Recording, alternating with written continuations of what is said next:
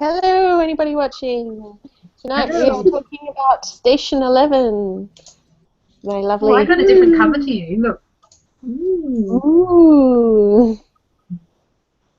I only ever read it on the ebook, so I can't show it to you. It's alright. Oh, this is just the library copy. That's the only reason I Yeah, have so is it. mine. Mine's a library book too. Yeah. Got lucky they actually finally brought it back. I was starting to think I was never going to get a copy. Hmm. All right. So, Station 11. Anybody want to share what they thought? You All go right, first? I'll start. Oh, go, Kirsty. I really, really liked it. I had trouble putting it down. I only read it in a couple of days. It didn't take me very long at all. I found it to be quite an easy read. Mm. But yeah, I really enjoyed it. It kind of reminded me a little bit of The Walking Dead, but not as dark, and obviously without the zombies. But that whole thing of a group of people trying to survive after an apocalypse, and it being like, I mean, in The Walking Dead, even though there's zombies, it's the people, the other people they have to worry about more, and that sort of side of it you got a bit. But then it had that whole other side of the flashbacks to the world before, and the sort of the story about the guy whose name I can't remember now because I've read it a little while ago. The guy who died The or the guy actor who... guy, yeah, the actor guy who died, yeah, Oh, yeah, and yeah. his story and how it was woven through the whole book. Um, I really liked the whole idea of their survival is insufficient, Mm. and I'll probably talk about that a bit more later. But yeah, I really enjoyed it. Awesome. Liv? Well, I read this less than a year ago, probably when it just came out. Actually, probably. So my thoughts on this are not exactly fresh, but it was my favorite book from last year. I just really, I think what even made it better probably for me was that I had read it when it wasn't exactly hyped. Mm. So you don't have that expectation going into it, and I think I read it in a day too, so I really enjoyed it that day. But I really liked it. I sort of like a post-apocalyptic book that sort of has a similar vibe to The Night Circus, which I found quite good. It has this like sort of mysterious, alluring factor to it, and it was really beautiful. It was really beautifully put together, and I love the characters and just well, it's really the mood that just put it all together. It just had a really interesting mood to it, and also I quite like cannibal cults. Is that what they were?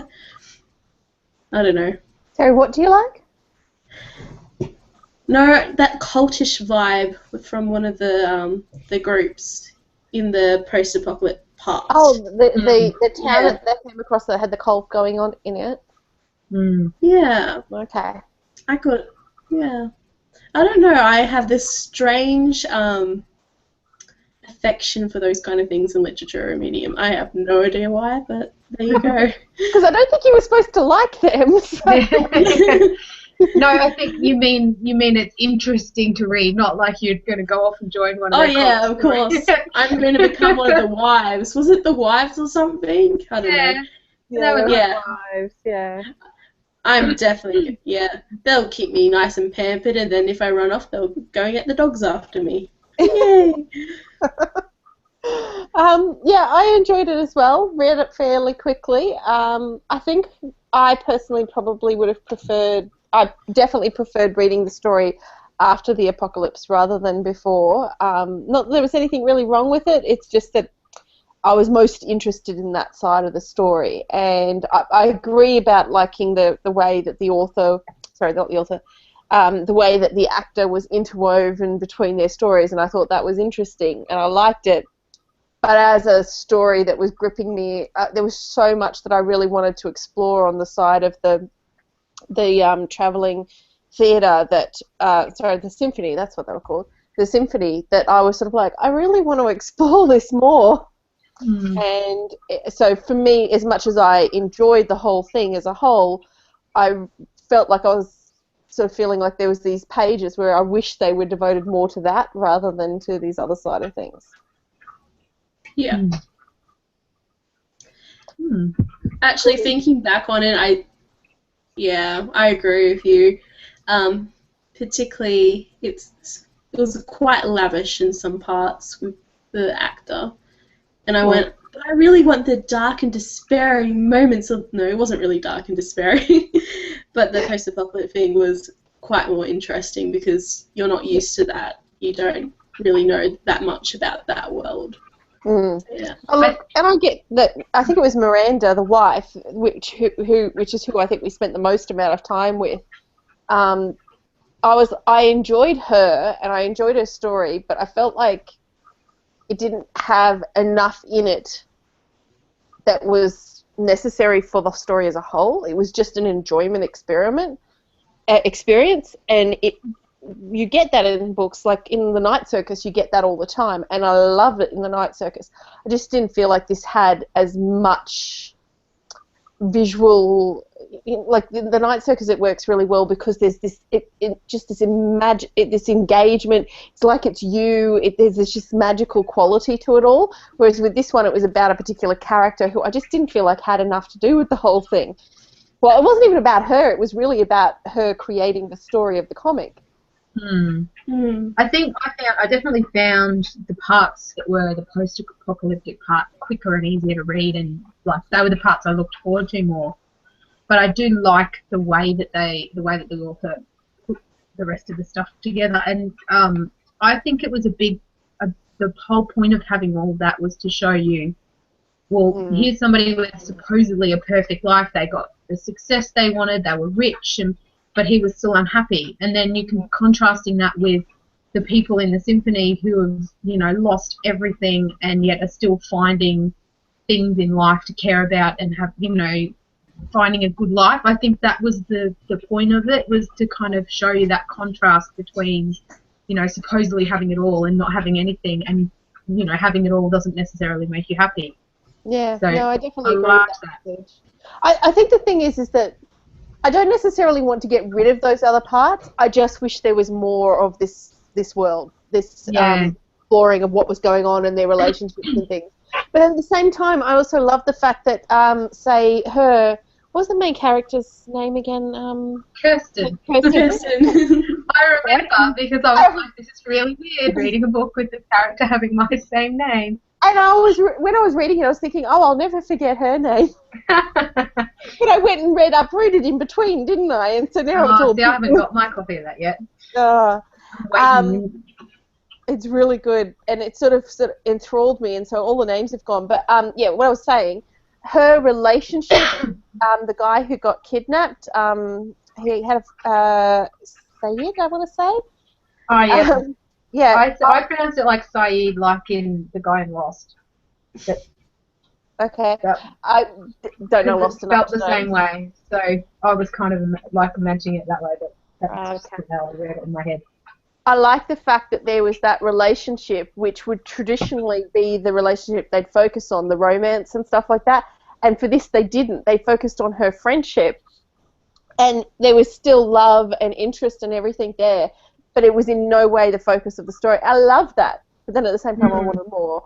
So it's unusual. It's one of those things that I do where I'm like, I love it when people don't just always explore the romantic relationship. And then I go, but I want more of it. Why? Yeah. Why do I do that? Yep, I get what you mean. So frustrating. Yeah, I remember initially thinking, oh, they're going to get together, and then as you develop through it, I'm going, but it's actually quite nice. Just like that. Yeah. Because that's what they would normally do in this sort of story, especially a post-apocalyptic one, especially a YA, which I'm not sure if this one is actually YA, but it felt YA-ish to me. Just good YA. And high-quality YA, I suppose. But, like, normally that would be what would happen, is this person who's a really close friend of yours and stuff. But there was no interest on either side of them, and they didn't even, like, have to deal with it. It was just one little mention about the fact that they had previously agreed that was just not something they were going to do, and they were just going to be best friends. And I was like, yes! And you kept waiting for the shoe to drop, and it didn't happen. And I was like, yes! Because men and women can be friends. Yeah. And it not get in the way of things. Even when they really like each other, even when they might actually think each other are attractive, it doesn't mean they have to actually have that kind of relationship. Yeah. I can't think of any other like media like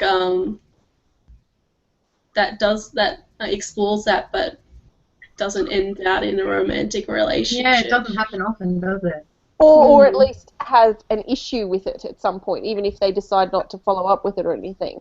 Like, there's always at least a point where it becomes an issue of contention or a concern or something they discuss, or something happens with it, even if it doesn't follow through to an actual relationship.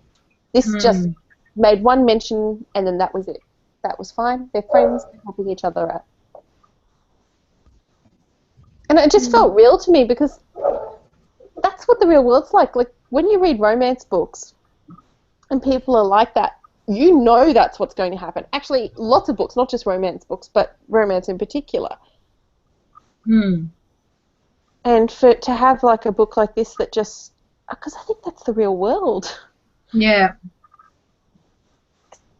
Somebody posted up a story of a post on, I think, Sword and Laser on InstaLove. It might have been Vaginal Fantasy, I don't know. Yeah. And you know, they were talking about the InstaLove trope that happens in stories and that. So many. Yeah. Almost always. And I'm like, that's not the real world. Nobody falls in love straight away. Yeah. I mean, if these two had ended up getting together, I wouldn't have minded, because it still wouldn't have been InstaLove. Yeah. Yeah. But at the same time, I'm glad that they didn't. Maybe that was it. Maybe what I really liked was just having this relationship where two people were able to just get on with what they needed to do. Yeah. Especially in that scenario, it really is their time to make that kind of relationship. Not in those circumstances they were in. They were busy and they were moving, and relationship didn't get in the way because they didn't have time anyway. Yeah. Yeah. So she's standing at the door staring at it. I'm like, I'm over here. No. Sorry. I remember there being, was it the old man who gave the comic to the cult leader? Can't remember. Yes, I think he might, because I'm pretty sure that Miranda, I think that's her name, I could be wrong, gave him 2 copies, and he sent one to his son, and he gave one to Kirsten. Yeah. But I remember liking that guy. It's not as explicitly said as the fact that she'd gotten her copy from him, and I think that's because we're in her head more so. Maybe. What I like about this post-apocalyptic thing is that there's no zombie things out to get you. Yeah. They even make mention of it at one point. Yeah. But they're like, at least there's no zombies. Like, yep, that was what I kept thinking. The whole lot of the book, I'm sitting there going, you know, you guys haven't got it that bad. Watching the Walking Dead, like, yeah, you know, at least nobody's trying to eat you. Yeah, you haven't got zombies chasing after you. I don't believe in zombies. Like, I don't believe it's ever going to happen. I don't believe that there's even a chance. But that's why this was so scary, because it felt like it could happen. I did read a lot of reviews that were debunking the scientific part of it, though. Like, because a virus that kills that quickly and like has such a short incubation time would never spread that far. And it reminded me of playing there used to be a game called Pandemic, not the board game, which in the board game you're supposed to be trying to stop the pandemic. There was like a flash game called Pandemic where you were supposed to try and make. I wouldn't be surprised if it's still around. Yeah, and you have to make the pandemic happen. And I remember from playing that if you set the settings up too high for the virus to kill too quickly, it would never spread far enough. because everybody dies before they can get anywhere to get it spread, you know, and get sick too quickly for it to spread. And there were a lot of comments I read on, you know, reviews and stuff saying that, yeah, that part was a bit stupid, like that would never happen. But I agree that it would take longer than it did. I think it's possible to happen. I think it would take longer than it did. Yeah. But at the same time, I think that the effect... Sabine, stop it. Sorry, she's scratching the door. I think the effect is important in the book. You needed the effect of, oh, what's just happened kind of thing. And I don't have a problem with her having sort of not followed science that closely. I mean, it is a fiction book, so it's alright. Yeah, I know, and I generally don't pick at things too much like that, but I did notice there were a lot, when I went and did my review on Goodreads, I noticed there were quite a few reviews saying that. And a few other things as well, like there was people saying, oh, who would live in the airport? You know, it'd be cold and there'd be nowhere to grow crops because it's all concrete everywhere and all these reasons why the airport would be bad. But that part actually made sense to me because I thought they were there, and then, like, when the guy left with the plane and all the people had to decide, oh, do I get on the plane and go or do I stay here in the airport? I could totally see myself being someone like saying, yeah, but where I am is safe now. Yeah. If I get on that plane, who knows where I'll end up. I'll just stay here because I know it's okay. And I could imagine you end up staying because you're too scared to go anywhere else in case the other places are bad. So you just stay there. And, okay, it's not the ideal location to have a settlement, but, you know, these things don't happen by people going and finding the ideal location and staying there. So that part made sense. Eventually you get entrenched, right? You'd have figured out how to live there, and so you just stay. Yeah. And there's certainly a lot more space and a strongly constructed building for you to have a growing community, as opposed to, like, they had them in the towns and things like that. And yeah. There's advantages to that, but I also think there's disadvantages. And being in one great big building means that you could, like, when in a small community that size, have that growth without having to worry about other environmental factors. I mean, I can see advantages and disadvantages. Yeah. I did kind of think, God, how come there aren't more people that have just decided to go and stay in, like, a nice fancy house where, you know, cause, you know, once you've settled down and, you know, you could find a house that had a really good veggie garden and some solar panels and, you know, settle in there. Well, that was the thing that was most frustrating about this story, actually, was that they left you at this hopeful point of this town with power in the distance. And I'm like, hey, how come they haven't gone and explored it already? Figured out what's going on? Do they know about it, but they haven't gone and explored? Or B, has it been such a recent development? Give me more information, people! Yeah, I got the impression it was recent, like they had not known that it was there until they saw it, and it was like, oh, wow, okay. But I also thought that part was a bit unrealistic. Like, really, it's been 20 years and no one's figured out how to get any power on? Like, how many people have solar panels on their roofs? And, you know, like, somebody who survived had to have been some kind of electrical engineer that could have rigged something up, even if the solar panels have been rigged to be, you know, feed into the power grid. Somebody should have been able to figure out how to use them in a way that you could have power, even if they couldn't get it to store, power and have the power at night time. They should have been able to get it to run things during the day, like get it to run refrigerators or get it to get a radio working or something, you know. Like, I kept thinking, what? Somebody should have been able to figure that out within that 20 years. Yeah, and not only that, like, there's a lot of things that are out there that produce power for you in a very localized environment. Like, my dad used to sell these little solar panel things that were for people who go camping to charge their phone. It's just a tiny little solar panel, and the whole point of it is to plug into your phone. Exactly. Yeah, got one. And, like, so I'm like, nobody's making use of these things or jacking them to do solar panel phone charger thingy.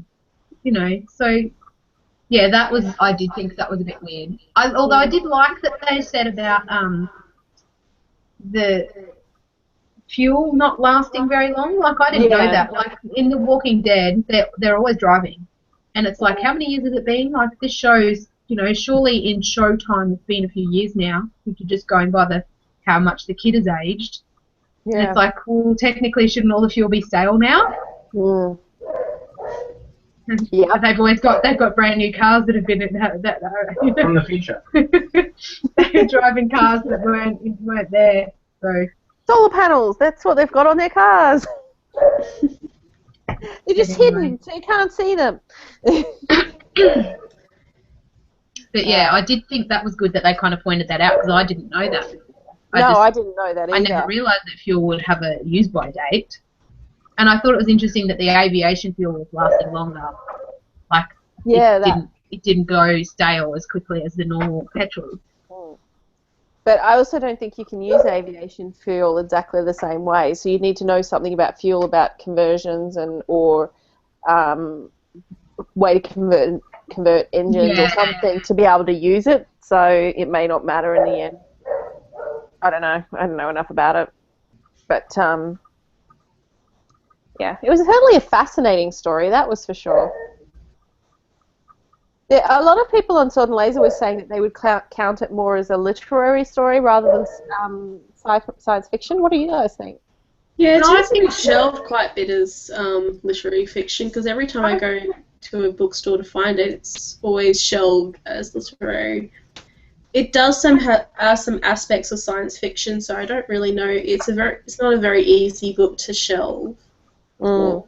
I have an issue with literary fiction being a category anyway, because it's like, really, what makes it literary?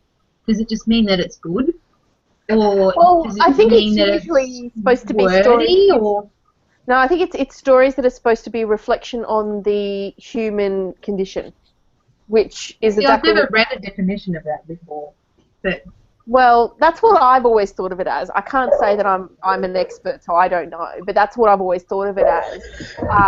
And I suppose if we go by what you were sort of talking about as being one of the major points of this story, that comparison between the lifestyle of the rich and famous and successful actor compared to the happiness of the people who were living after it, that is a reflection on the human condition, right? And so to me, that puts it in the literary category. But I have a problem with putting books in the literary category when they're almost entirely in a fantastical world, which this one is. I'm sorry, but the majority of the story is set in a post-apocalyptic world. To me, this is sci-fi, and no question about it. It's just really good sci-fi. Yeah, and that's the thing that I guess I have an issue with is this idea of it. Well, it can't be literary if it's science fiction. It can't be both. Whereas it can be both.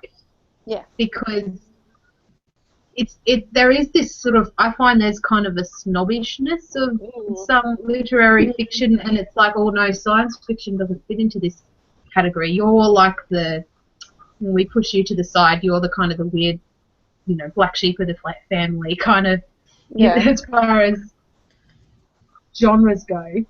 I think it's happening, that's not as common a thing as it used to be, but yeah, I don't know, but at the same time, I feel like it's happening more as well. Like, I agree with you, and then I disagree with you on that one. I'm like, on one hand, I really do feel like that people are sort of loosening up about the definitions and not so much having a problem with sci-fi and fantasy in general. But then on the other hand, I'm like,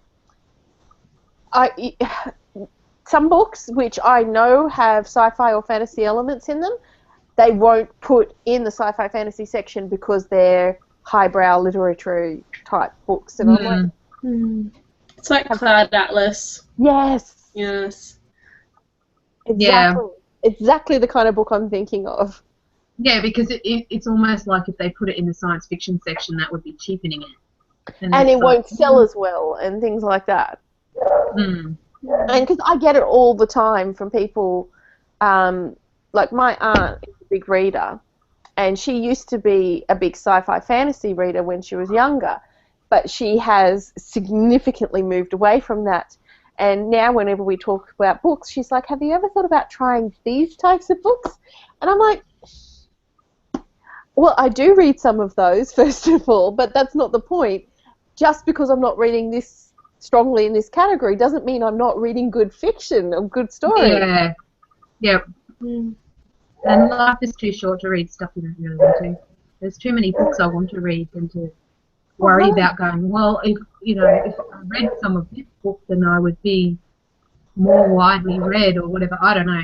I'd kind of just read what I want to read and Generally speaking, my thing is that I already live in the world. I don't really need to read about my world, if that makes sense.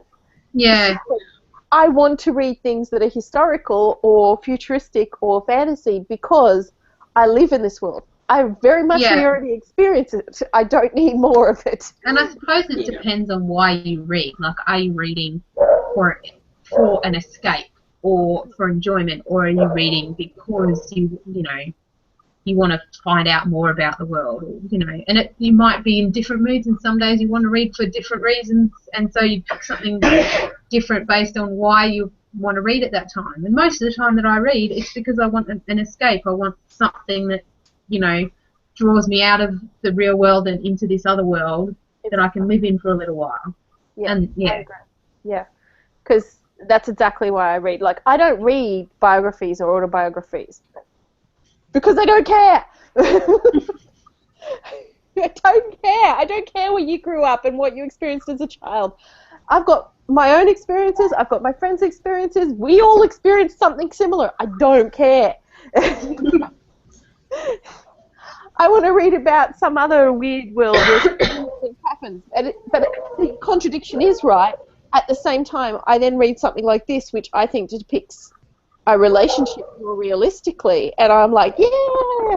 So it's like, do I have a double standard there? Is something going on that I'm not thinking? You just want it in a fantastical lens. So there you go. Yeah. Yeah. I'm not a huge fan of autobiographies. I remember the first one I read was about Margaret Whitlam, the wife of Gough. Mm. So that was very exciting. Well, politics. Thrilling read, that one. I've read a few, but not that many. I read Michael J. Fox's book, and that was really, really good. I think there are ones out there that can be really good, and I think there are some who have got good ways of telling the story. I haven't read it, but I've heard that Dawn French's one is fantastic. And I can imagine myself actually reading it, but I have such a stigma against them. I'm terrible.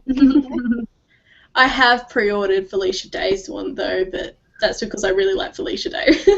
Yeah, I thought about it. I haven't got that. I haven't ordered it or anything yet. I keep thinking I want to because I want to support her, but I'm like, autobiography. No. It just doesn't do it for me. She needs to write a fiction book. That's what she keeps on saying she's going to do, like a fantasy romance, and like, you need to do it. She needs to write a vaginal fantasy story. No, the funny thing is, though, is I love watching those YouTube's videos where they do Draw My Life. Yeah, but that's much less time out of your life to, you know, you can watch that, and it's not going to take you, you know, a week to read. That is true. That is true. And that's probably a good portion of it, because I think that's the thing, like, a book is so much more of a commitment than a movie or a little YouTube video or something on those lines. A book is a bigger commitment, no matter how fast you read. Like, if you found yourself staying at someone's house and they were one of those people that doesn't have books, and they had this one book, and you, for whatever stupid reason, had not packed your Kindle or any books, because, you know, that would never happen, but let's just, you know, in this hypothetical situation, you probably would pick it up and read it, because there's nothing else to read. And, you know, like, God, I've read the back, I've been, you know, been sitting and eating breakfast and reading the back of the cereal box, or reading, you know, things that, because I didn't have a book in reach, and I'm reading something completely useless for no reason because I just want to read something. But the thing is, you have so many books that you really, really, really want to read that you're not going to waste your time on things that are not as high on your list. Yeah. You know, so it's not necessarily that you would hate it, or that, or you've got better things to read. Yeah, priority. Because even for me, I will read books that I'm not hugely interested in, generally sci-fi and fantasy, but because it's a book club book, I'm more likely to do it because I enjoy the discussion. Yeah. Whereas, reading something that I'm just totally not interested in. But then I actually have had that situation happen to me before these existed, Yeah. And that's how I ended up reading The Da Vinci Code, Yeah. which I promptly loved. But at the time, I was adamantly never going to read it because everybody was reading it, and Yep. I was going to hate it, and I'm anti-pop culture and all of that jazz. And I ended up absolutely adoring it. So Yep. I even bought my own copy with all the pictures, and I've read it. Oh, my mum has that copy. It's nice. That's actually what I think got me involved. I think if my friend's copy had been just the paperback version of it, I don't think I would have been so thoroughly engaged. But because she'd been given because I was there after Christmas and she'd been given that copy for Christmas, that's what engaged me, and I was like, oh, I need this book. It's got all the visual cues and everything, and it's like this totally different experience for reading. And then, of course, there's the whole bastardization of the Catholic religion, which I was like, yes! Absolutely. Yeah. And sometimes it does. You do get something that someone else has talked you into reading that you didn't really want to, and then it's like, oh, that was actually pleasantly surprising. I liked that more than I thought I would. My poor friend hadn't even read the book. And here I am reading hers because I was that desperate and didn't have anything to read. I'm terrible. Yep. I totally get it. I can't not have something to read. Actually, I was telling myself the other day, because at the moment I'm super busy for work. Like, it's insane right now. And I've just sort of hit this threshold at the moment. I'm not sleeping properly. I can't concentrate on things. I'm really having a hard time. And I'm trying to read City of Stairs at the moment. Oh, yep. And I had to give that back to the library, and I don't know when I'll get back to it. And the biggest problem, actually, is that I've also come off finishing Uprooted, which was amazing. And so I'm like, gotta concentrate. I'm actually giving myself permission to take a week off reading, which I don't do. I don't take time off reading. And I'm like, do I need to find a different book? Is that what it is? What do I need to do? And it's just this weird circumstance where I'm just like, is it because of work or is it because I've come off this other book? I think that's hard. When you've read something that's amazing and then you pick up the next book and it's like, eh. Well, see, the problem is actually it's not just Uprooted. I have read in a row roughly 5 amazing books. Yep. And I'm so scared that what I read next, it just can't possibly be amazing. Like, I'm at that point where it's just like nothing can live up to this pinnacle I'm on. And Uprooted was the latest one, and that was amazing. And so I'm just like, I need to almost read something deliberately that I know I'm not going to like, so that other things, because like City of Stairs, I actually have no idea. I don't know whether I'm going to like it. I don't know whether I will. I've got no idea whatsoever, and so it's sort of like I need to read something that I know I'm not going to like, just so that it's not trying to live up to expectations. Yeah, well, I'm in that situation a bit too. The last few that I've read have been all really, really good. I finished my book that I got from my Secret Santa, the newest, the Poison Study series. Oh, yes. Yeah. It's the newest one in that, and that was, that's one of my favourite book series ever, so I was really excited by that, and then it was like, damn it, now I have to wait again. But before that was Never Let Me Go, which I really liked. Before that was Station 11, I really liked. Before that was The Martian. Oh, okay. Before that was the Patrick Rothfuss short story. Yep. That Slow Regard of Silent Things, the Patrick Rothfuss one? Yeah, I haven't read it yet. It's been there for ages for me waiting to read it, and I've really loved it. And even though it seemed to have, like, half the reviews were 5 stars and half of them were 1 star, it was one of those books that people either loved or hated, but I loved it. I know I'm going to love it because I know I love Ori. So it's I can tell immediately before going in. I actually think I'm going to love it more than the other 2 books because there are things that frustrate me about the other books, but Ori is lovely. There's no way that it's not going to be wonderful. I'm waiting for that one to come out and take it back. Huge run of books that were just awesome. So I'm in the same situation, but I've got Uprooted next. Is the next. Actually, I'm hoping that it'll be in the mailbox when I go to the shops tomorrow because I ordered it from Booktopia, and they don't usually take that long. And I finished my other book last night, that's the other thing. I did read that and it wasn't brilliant. It was good, but it wasn't like amazing like all the others. What did you read? It was that Marion Zimmer Bradley's short story book, so it was lots of short stories, and it's hard to rate that because there were some really good stories in it. There's a few that popped to mind that I really, really liked, but there was others that were like meh, and then so it's sort of hard. Like the book doesn't have a whole feel, I suppose. You know, you don't have this feel of, oh, I really love that, or I really didn't like that, because there's bits and pieces, so it's kind of hard to make a judgment, but I think that's why I tend to steer clear of short story books, or if I read them, I only read like a couple of them and then I stop, because it's hard. It's really hard to like them. Like you, generally with short story ones, I find some ones that I quite like. I recently read the Juliet Marillier one a couple months ago. That's recent for me. Anyway. There was only really one story that I really enjoyed, maybe 1, 2 out of like 12 or something, and I was like, I really like Juliet Marillier, but the rest just didn't click for me, unfortunately. Yeah. So yeah. I've got Kaleidoscope still waiting for me to read, which I've heard brilliant things about, and I really want to read it. But I'm actually thinking what I might do is go look at reviews and find out what people rated the individual stories and figure out which ones to just read and leave it at that rather than trying to read all of them, because that's my problem that stops me with those books is I'm just so, even though they're short stories and it shouldn't bother me because they're short, but it gets in the way of my head.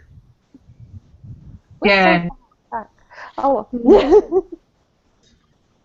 Kirsten, have you read The Wild Girl yet by Kate Forsyth? No, not yet. It's on my to-read list, but haven't got to it yet. Pretty good. I've got Bit of Greens waiting for me upstairs. That's one of the ones I'm picking up when because I was it was actually happening today, the City of Stairs thing, where I was like, I don't think I can read this right now. I might need to take a week before I start reading it. What am I going to read instead? And I actually looked at Bit of Greens and I was thinking about it, and then I went, no, you're going to like that book, and it's not a good idea to read it right now, so you're going to pick something either you're not going to like or that you already know. So I was actually considering doing a reread, which I just don't get time to do very often anymore. Yeah, I haven't done one in a long time. Oh, it's book clubs and to read lists. Bloody good read. Man, I was so happy that Vaginal Fantasy and Sword and Laser are the same book this month. I'm like, that's one I get to. Well, not just do I get one less book that I need to read, because I mean I haven't read so many of the Vaginal Fantasy ones, but it means I get to be in both discussions, well, even though we're only having one hangout, but you know what I mean, I get to watch the hangout and know what they're talking about, because I watched the hangout anyway, the official one with Felicia and everyone, it's not the same when you haven't read it, you know, like most of it's going over your head and you're not getting all the parts that are funny, and still fine, there's enough in it to make me, you know, watch it, but it's so much more fun when I've read it. So it's like, oh, this was going to be a really good one. So that's why I've got so many good books read, because I've read things that I wanted to read. I'm actually glad that they're both doing it too, and that I've also read Uprooted already. Yeah. Mainly because I can't. Everyone's going freezing. Yeah. Yeah, I'm getting the same. Anyway, looking forward to it because I actually haven't attended a Vaginal Fantasy one in ages. I think the last one was in January, probably. To be fair, Liv, we actually really haven't had that many this year. No, yeah, I can't they remember look the like last really one I've shitty seen. choices. I think the last one that I actually did that I wanted to do was the Fortune's Pawn one, which I think was February. Well, that might have been the last one I did. I'm going to have to look it up. I think it was March, because February was like the 50 Shades of Grey sort of theme month. Yeah, no, I didn't read them. I started reading Story of Mode and I went, no. Anyway. Now I've got to go look. I'm curious. Okay. But yeah. But yeah, unless I'm really deeply interested, I'm not reading the Vaginal Fantasy at all. So. Yeah. Oh, I read Driven, but I don't remember whether I did the hangout for that or not. Do we have a hangout for it? I don't I can't know. remember. I did read it. Yeah, I read Driven, but yeah. I've just been reading Yeah. books that I want to read lately, and it's been really good. Yeah. Inter- I only read Driven because it was like really cheap. Like, remember it came in that thing, it was like 99 cents or something, and it was or $1.99, Yeah. and it was a bunch of books, and I was like, yeah, That's that's exactly a bargain. why I And it's read like, it. am I ever going to go back and read any of those other books in that? But oh well. But I really loved. But the thing I did with Driven, so, you know, they got one. was that I said to myself, the thing I did with Driven too is I said to myself that even if it's terrible at that price, I'm willing to just give it a go. If I stop, I stop. Yep. Hopefully the next pick after Am I Up freezing is up? good. Yeah. Yeah. But I have, There we go. Fortune's This- Torn was mine. yeah. That's right, yeah, because we had the Mirror of Her Dream, which I wouldn't touch with a 10-foot pole. So pretty much those are the two I've done this year, is Fortune Torn and So- Driven. Did you start reading that, or did you hear something about it that was bad? Because I didn't read it. I had it from the library. I was ready to give it a go, but I was not feeling positive about it just from reading the back. Like, to me, it just felt like the wrong kind of story. I was feeling that vibe of male writer writing female character, and it just all felt wrong just from reading the back. And I was like, nah. Which is kind of funny because I read heaps of stories that do that, and they're perfect. They don't bother me. Like Brandon Sanderson, Mistborn didn't bother me at all. And yet with this one, I was just like totally turned off the whole concept immediately. I just remember seeing it was really huge and going, eh. Yeah, that was might my have fault played too. That might have played in as well, but I tell you what, I did watch the Hangout for it. I was ever so grateful I didn't bother. I don't remember that I watched that hangout. If I did, it didn't stick in my mind very well. I don't remember the particulars. I have that memory of the feeling of going, yeah, so glad I didn't. Yeah, I think that could have been what happened actually. It could have been that I had it I was planning to read it, but I was running late, and I was like, oh, I could still read it, and then watch the hangout, and they didn't really think it was that great either, and I was like, well, you know, plenty of other things to read, and didn't bother. So I I think- can't even remember if they didn't like it or not, or whether it was just because sometimes they're talking about it and they actually like it, but you can tell from what they're saying that it would not work for you. Yeah. I don't know. I don't even remember. I do know that was around the time that I was like really having trouble catching up to things, and like I was like, I'm not gonna get this book read. Like, I think there was a couple of Sword and Laser ones as well that I really wanted to read, and I just wasn't. I was too slow. Wasn't there? Oh, The Martian. I missed the hangout for that. Yes, you did. Yeah. Yeah. No, I think that was around about the point when I started going, you know what, I think it's time to stop with the vaginal fantasy books. Because I was just not feeling the vibe, and it was huge, but I was feeling guilty because it's not even like I had to pay money for it and I could have read it and stuff, and I was just like, I don't want to. There's like 15 other books on my shelves that I actually want to read. Yep. Did we actually do a hangout for the Dark Divide? What's that one? That was the Riff Runners, but it was the second one. Is someone got June was running it, and I think there was technical issues. I was the only one that turned up, and then he kept freezing, and then he got kicked out, and then tried to get back in, and I just didn't know. Just give up. Just give up. Did anyone have their microphone input not? It's like echoing. Yeah, I'm hearing you echo, I'm hearing the echo. Which probably means it's Everybody you do now. it. It's you now. Yeah, it probably means it's me. Okay, I'm unplugging, but I promise I've got it all coming through headphones.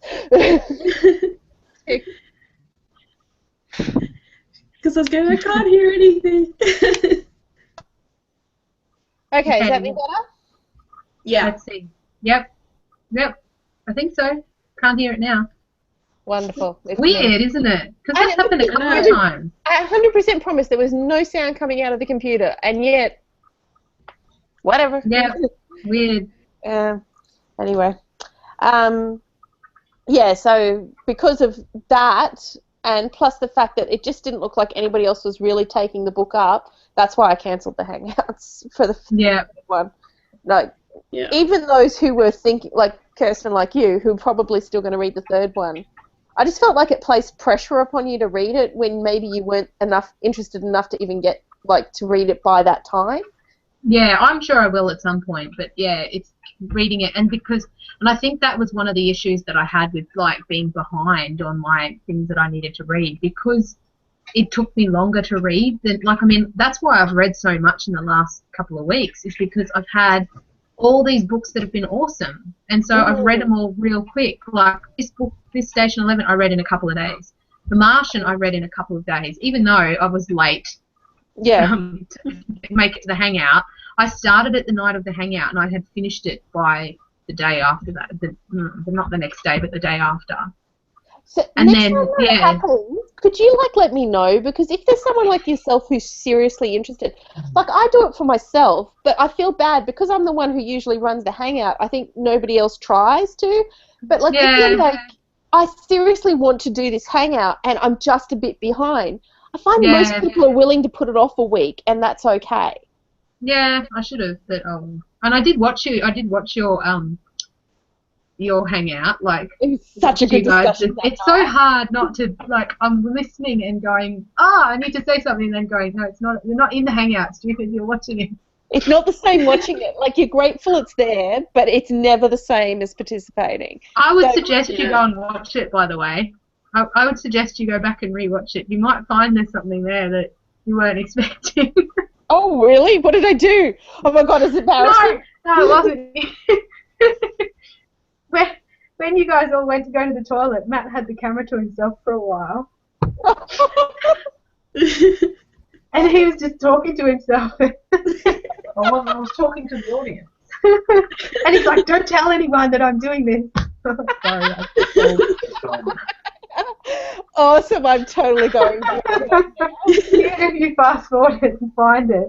Yeah, I'll have to. Break. Yeah. And then he's like, oh, someone's coming back, I'll just pretend I haven't been talking to myself. That's the problem.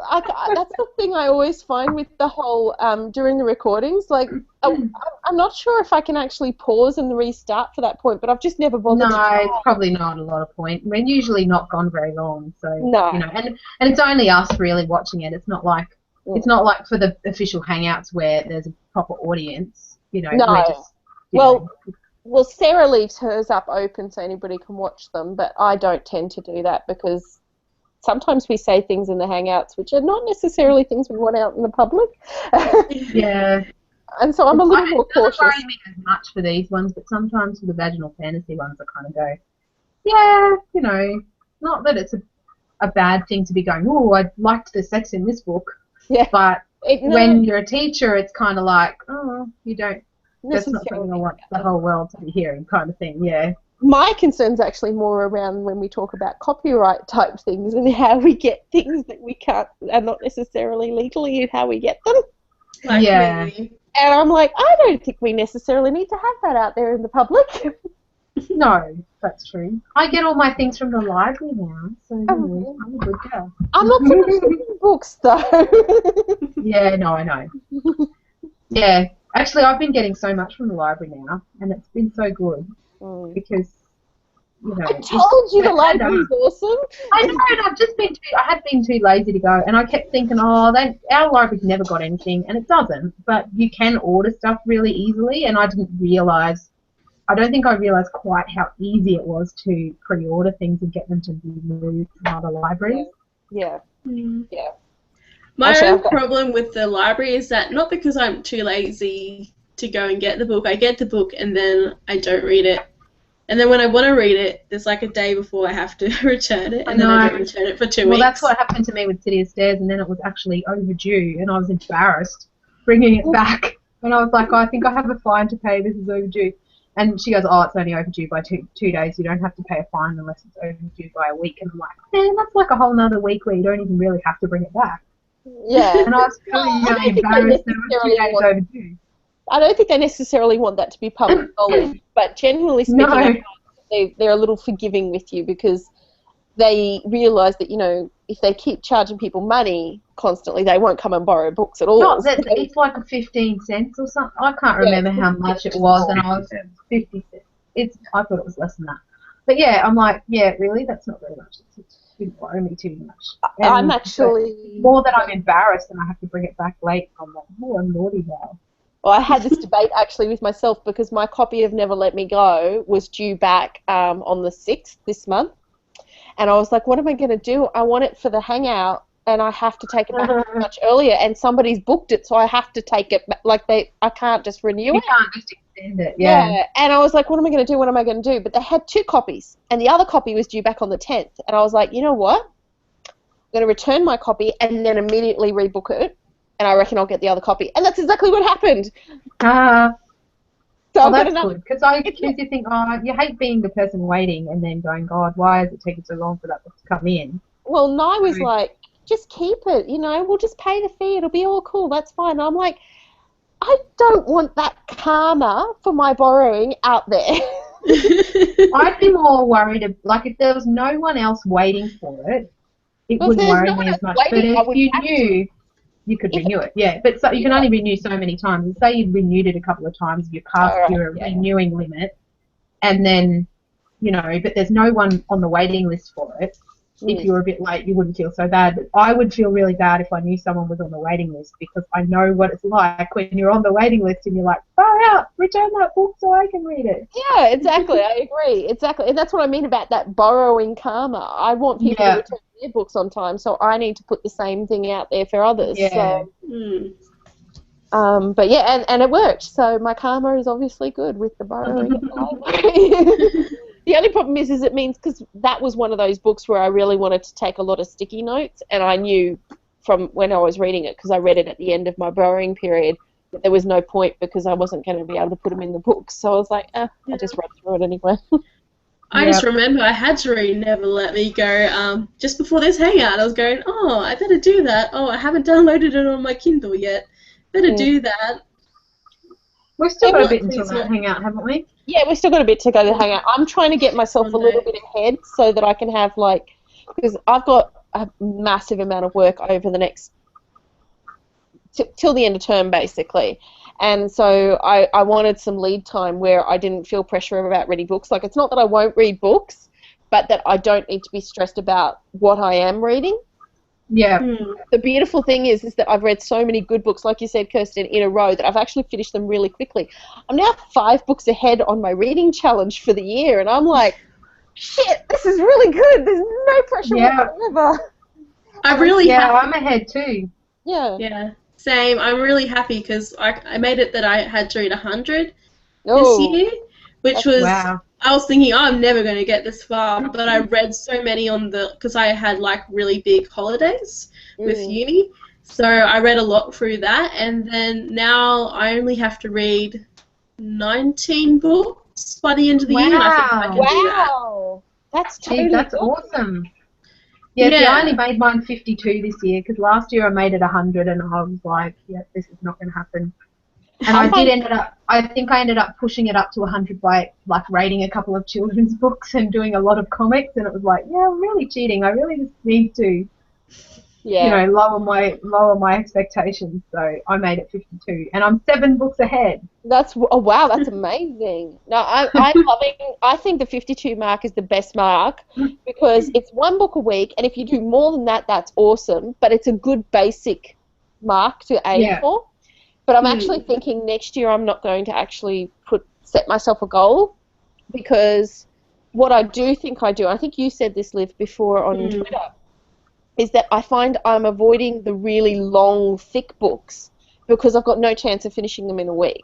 I feel a pressure to finish roughly a book a week, and so I won't pick up these massive mammoth ones that'll take me 3 weeks to read because of that. And so I'm thinking next year I might change my mind, and I might set it later in the year, I don't know, but at the moment I'm actually considering next year just not turning it on in the first place, because now I already feel the pressure and I want to meet the goal, and I'm there. I'm like, I can't stop it now. But I'm so far ahead that it might as well. But yeah, I'm in the same camp. I'm actually thinking about not putting up a goal for next year. Mainly because I feel that because I put up that goal, I'm actually rushing through books that I otherwise would have enjoyed, but because I've rushed through it and I haven't really noticed the better developments in certain books, that it's actually negatively affected my reading experience. So I think my only goal for next year is just to go through my bookshelf. That's what I'm going to do. Yeah, that's a good goal. Yeah. Go through your bookshelf and read all the things you've bought that you haven't actually read. I put a big stack next to my bed. I don't think it was the beginning of the year, but it was a while ago. And I've gone through a bunch of books in that stack now. There's so many of them I've actually read out of that, and I put some of them away just today when I was tidying up. And I was like, wow, I've actually been making a headway into this pile. I'm the same. I'm so happy this year. I've actually been reading books that have been on my own to-read list, because I don't put a stack next to because I like my pretty books on the shelves. I tried to do the stacking thing, and I was like, but then there's holes. Yeah. So I instead just have my list on Goodreads, which is my own to-read shelf, and that's where I go when I want to find a book to read, so I go to that list and pick from there. But because it means that it's on my shelf most likely. And I'm just like, oh my god, I've actually been getting this list down. This is amazing. My other goal this year was to finish some of the series that I've purchased. Yeah. And I finished the Clockwork Century ones earlier this year. And I've now finished all of the ones from the Discworld ones that I purchased, which was just the Witches part of the series. Yeah, I haven't finished them yet. Yeah, and I just my goal was to finish 3. Now, I could technically count the Fortune's Pawn one, but I didn't buy it before this year, so I can't count it, even though it was a series I finished.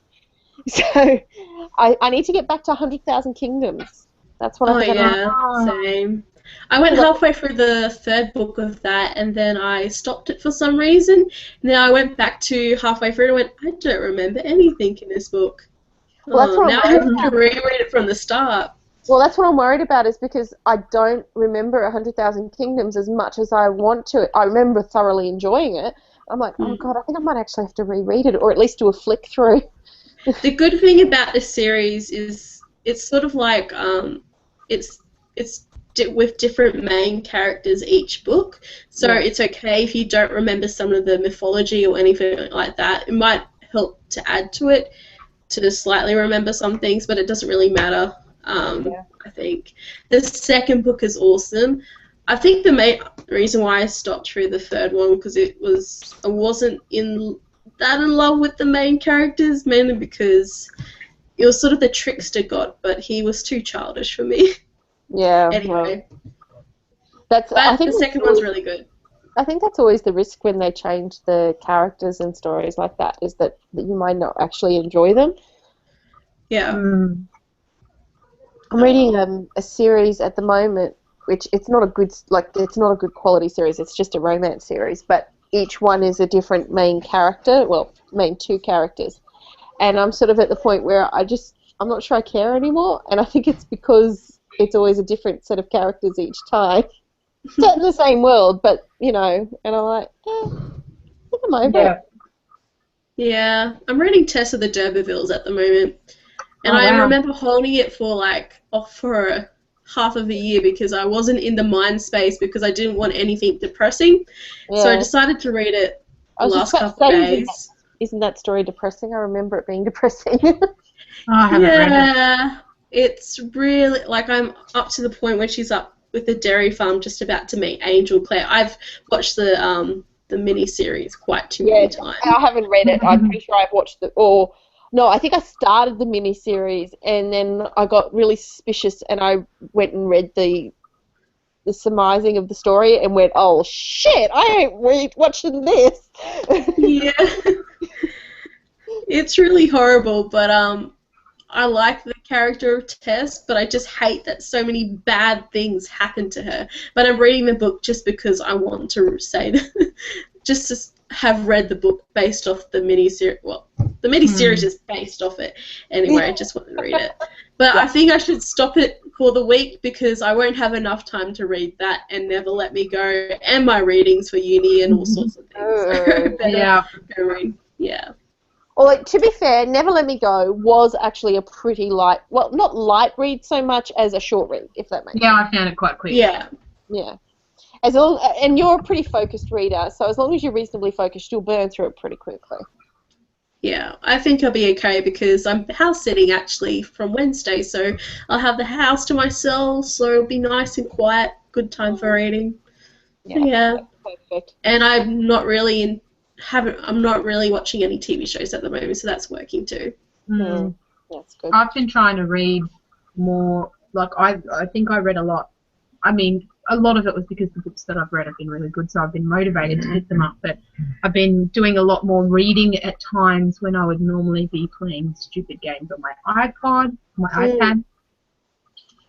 I agree. And I get into these things where I'm addicted to a game and sit and just play games on my iPad for hours, and it's like, you idiot, you could be reading the book now. And because the books I've been reading lately are so good, I have been going, yes, I'll read my book instead of playing that game. Yeah. But when the book is not as good, I'm like, yeah, and I only read just before bed. Yeah. So that's what's happened to me as of last night. I reopened The Sims on my computer and went back to my family, and all of a sudden I'm finding myself addicted to The Sims again, and I'm like, oh God, I'm never going to get any reading done. Whereas lately, I've barely even watched any TV lately because I've been reading books. Like, Nice been watching his own TV series, and he just puts on his computer with his headphones, and so there's no distraction, and so I can just sit and read, and it's been really, really good from that respect. But now I've opened up The Sims, and I'm like, shit, the vortex! The vortex of The Sims! Yep. Where I'm living other people's lives! I did that recently too. It always with The Sims, like I go, oh, I feel like playing The Sims at the moment, then I play it for a day or so, and then I go, yeah, that's okay. It's nice because it's not something that you have to be addicted to for a long span of time. True. Well, for me. Yeah, no, I agree. I can put it away. Like, I'll probably play for this week and get to the end of the week and go, well, that was a waste of time, and put it away. But at the moment, it's working for me because it doesn't require me to think, and I think that's filling that void where I was saying before I want a book, which I don't. So I'm in book hangover. Let's be honest. I'm in book hangover from Uprooted, and I don't want to read something else because everything else is never going to be as good, ever. Nothing is good after Uprooted. Yeah, see, I'm a bit worried about reading it now because everybody has said how amazing it is, and I'm like, I hope I haven't been overhyped now. Like, you know what I mean? Like, to be fair, look, okay, let's put it into two perspectives. First of all, I know your tastes. You're going to love it. It's your type of taste. Second of all, it was hyped for me. I'd listened to Galactic Suburbia, and Tansy had gone on and on about how good this book was. That's why I purchased it when I was in Sydney, because Tansy had gone on and on about it. And so it had been hyped for me already, and I still thoroughly enjoyed it. So, oh, that's good. It's actually because of Galactic. Like, I respect all of your opinions enough that when I started seeing people saying how good it was, I was like, right, I'm going to buy it.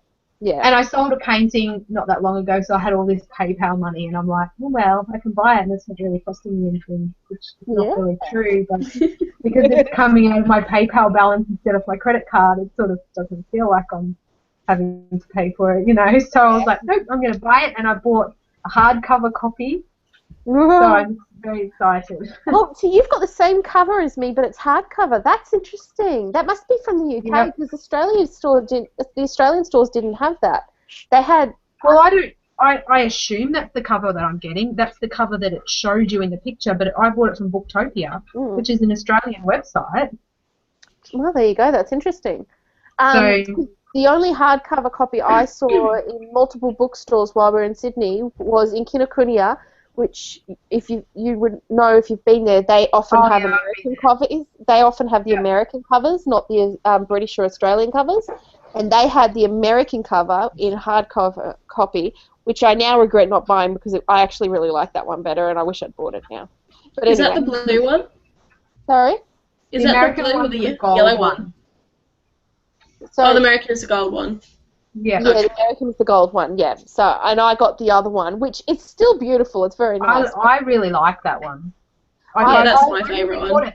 I nearly bought it weeks and weeks ago. I was in a bookshop and I went, oh, it's Naomi Novik, which I already have all the Tamaria books, so I was tempted by Another that. good reason for you to love And it. I looked at the cover and went, oh, it's so pretty. And I even picked it up and showed Matt, look how pretty this book is. And he's like, you can't buy books just because they're pretty. And I'm like, yes, you can. You totally But I can. didn't have any money at the time. And, This is why there's you know, picture porn. and I didn't have a really good reason to buy it at the time, so I didn't buy it. And so when it came up, I was like, for both book clubs, I'm like, yep, I'm going to actually buy that copy. Oh, totally worth it under those circumstances.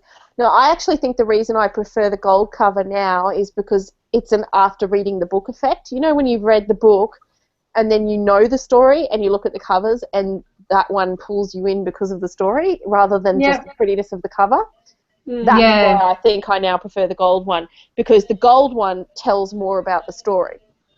Yeah. Whereas the other one, the one we have, is more symbolic of the story, and it's still gorgeous cover. And like I said, I don't regret it. It's just that it's sort of like I would also then have a hardcover copy. I was deliberately, like, I've been trying to, if I buy a book, like lately been trying to buy hardcovers and going, well, if it's something that I don't care about enough to be in hardcover, I haven't been buying it. I've just been borrowing it from the library. And the ones that I've cared enough to buy a physical copy, I'm like, well, I might as well buy the hardcover because they're so much nicer on the shelf, and even though they're a pain to read. I think that's actually ringing a lot to me at the moment, because I loved The Goblin Emperor that much that I desperately want a copy of it, and I cannot get, without paying like $100, get a copy of the hardcover version of it, and that's what I want. Oh, really? Bugger. Yep, soft covers, and it doesn't look like they're doing a reprinting, and I'm just like devastated because I love that story and I want it in hardcover. So I've actually deliberately not purchased it, even though I really, really want a copy on my shelves. But I'm like, you've read it because you had the library copy. Wait, because maybe they'll bring out a hardcover copy, because at the moment the only place I can get hardcover copies are from like stores, you know, like where they do like their little independent store, or like Abe Books, or like on Amazon, where you can buy them from like these tiny little stores that have got them. But they all know that they're the only ones who have got hard copies left, so they're selling them for like $60, and then you've got to pay the shipping on it too because it's America, and it's like I recently got cranky, mainly because you know that book I bought in Kinokuniwa in Sydney, the Smilers Fair? Well, I really enjoyed it, and then I found out the sequel actually had came out a couple of days before we went to Sydney, so that was even better. Anyway, but I went to Book Depository, ordered it, and I got the second book, but I completely forgot that the first edition is a lot bigger than what the mass. I realised that the edition I had on the first book was like smaller, like up to here. Yeah, that's the trade paperback, and you had the normal paperback, and I hate I know. I absolutely hate it. It drives me crazy, especially when it happens in the middle of a series, like the Kingkiller Chronicles, right? I am so worried that when the third one comes out, that they're going to go, oh, it's super popular, so we're going to do a hardcover copy first. And it's like, no, you can't do that. It has to be the soft copy that's the same as the Mine are already stuffed. I've got the same issue with mine. I've got one that's a small copy and one that's a trade paperback of that. I've got that problem with the ancillary series. I bought one copy in in Australia, and one copy I ordered in the UK. And they're not. It's not actually a trade issue, because normally if it's trade, you can tell the difference easily. No, it's only about a centimetre difference. That kills me even more so, because at least with trade, it's easy to track it. But this is just this tiny little difference that. And the worst bit is that series in particular.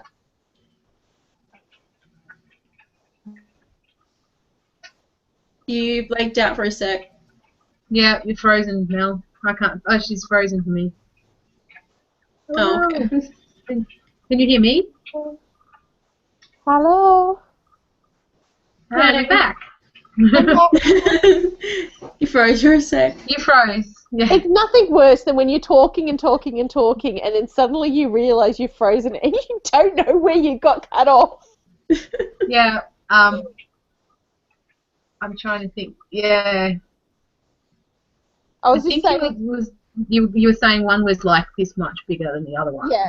So ancillary series, the books are about like a centimetre and a half, and different in size.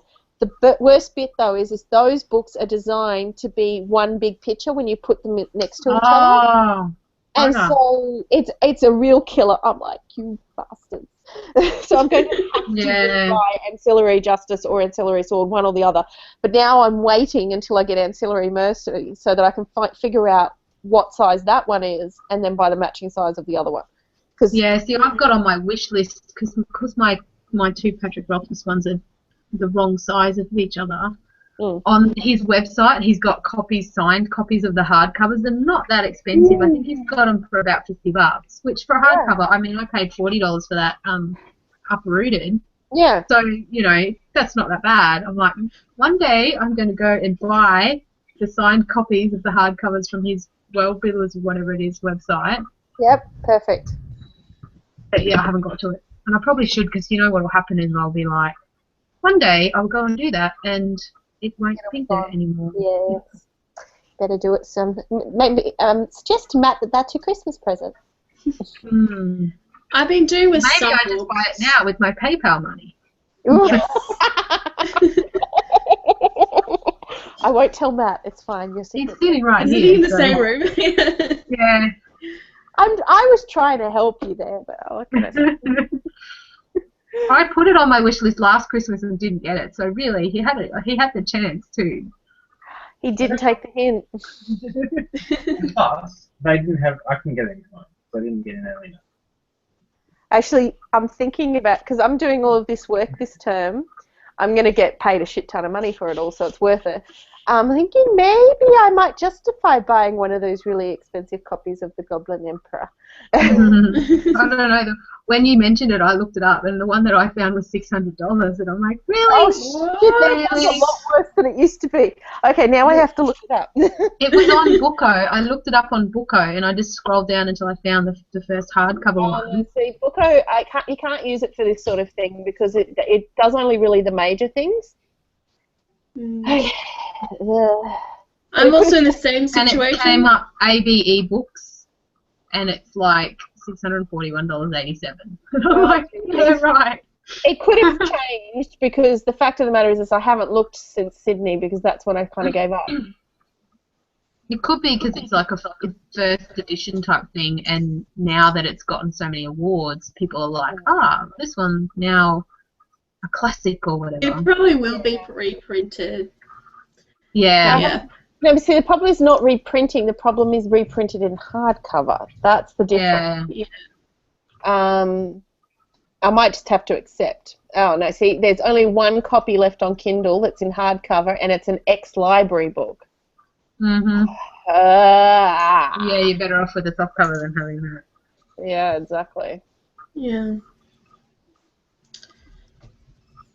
I'm also in the same situation of having some extra money because last week was my dad's 60th, so that was fun. But we went to the club, gambled a bit, and now I have $40 extra. Wow. So, Nice. my mum won 140, and I'm thinking, damn it, I should have been on your machine. And of course, Dad didn't win anything, and he was turning 60. Jesus, there's only one copy of hardcover copy on A Books. That's terrible. Is that the one that I just said, the $600 one? No, it says it's $388. Oh, well, Booko's a bit sorry. bad. That's US. Sorry, it's not Australian. But conversions shouldn't put it up to that much. No. Booko's good, but I find it's better for things that are current and live, not for things that are a bit like little sellers and things like that. And even when I find something on there, I still go and double check a little bit. I'm not trusting, clearly.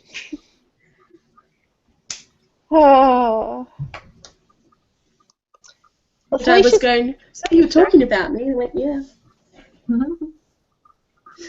Hey, so you know what? We've been on here for about an hour and a half, and we've probably talked for about 10 minutes about the book. I did have something else I wanted to say about the book, actually. I was talking before about how I liked that whole line they had painted on the wagon that they got from Voyager that was about saying survival is insufficient. And I was like, that was the thing that I really liked about this book, was that idea of survival being insufficient. You need more in life than just survival. And that's the biggest issue I have with The Walking Dead. I keep watching that show and going, what is the friggin' point? Like, people fighting so hard to survive, to live in this awful, awful world where there is no joy and everyone they love keeps dying, and it's just, everything sucks so bad. And I'm just like, I would have rather be the person right at the beginning who died way before any of the, you know, I wouldn't want to be the survivor. Whereas this book made me go, yes, there is a point, you know, there is more to life than just survival. And that's the whole idea of the Travelling Symphony, is that, you know, it's a symphony doesn't really serve any survival purpose, but it's about more than that. And I really liked that idea. I agree, because I thought exactly the same thing. Without other bits and pieces, what is the point? I totally would have died right at the beginning. But, like, I have to ask, with The Walking Dead, do they even contemplate these things? Like, do they, maybe not with their main characters, but do they have characters who do just give up under those circumstances? Oh, yeah, there have been some that have just gone, you know what, it's not worth it, fuck this. Because I just can't see how you'd even keep going in that circumstance. Like, there have been plenty of characters that have done that in that show. Yeah. Okay, that makes so much sense. It's quite stereotypical of many post-apocalyptic things, basically. There's the road, there's, what was it? The road where, you know, when it's just the father and the son? Oh yeah, I haven't read or watched that because I've heard it's so depressing that It is so depressing, but it's basically just about survival, and it's just horrible. But and then there's, what was that video game called again? I really enjoyed it last year. The Last of Us? Yes, it was amazing. But again, it still plays with that whole survival thing. But yeah, it's just such a big trope that it actually sort of negatively affects the. I could never be in that situation, really. I would go, I don't want to survive in this world. I'm sorry. Yeah, that would be me. But so I mean, think the only thing that would make me want to keep going would be if I had my child to protect. Like I could see, like in Walking Dead with Rick, I can kind of see his point of view, because I'm like, well, he's about trying to keep his kids alive. And even though you could see yourself wanting to give up, I think it would be really hard to, you know, not want your kids to keep going and have hope for the future for their benefit. But I couldn't see much reason, you know, in that show. I couldn't see much reason to keep going. I think it comes back to the whole hope point. I think it comes back to the hope point for me. Like, without hope, that's it. Like the symphony's line, it sort of implies like creativity and those sorts of artistic endeavors. But I think that is representative of just the whole concept of hope in general. Yeah. And I think that's the element that's really important. But even well, I mean, maybe because I don't have a child, maybe this is where my thought goes. But even if I had a child, I think I'd be horrified at them having to live in this world and grow up in it. I'm not sure if I could have hope even then. I'd be so upset about my child having to survive in this environment. I'm not sure I'd want them there. Yeah. Even though they've got no choice. It's like, oh God, you'd have to have serious hope that things could change.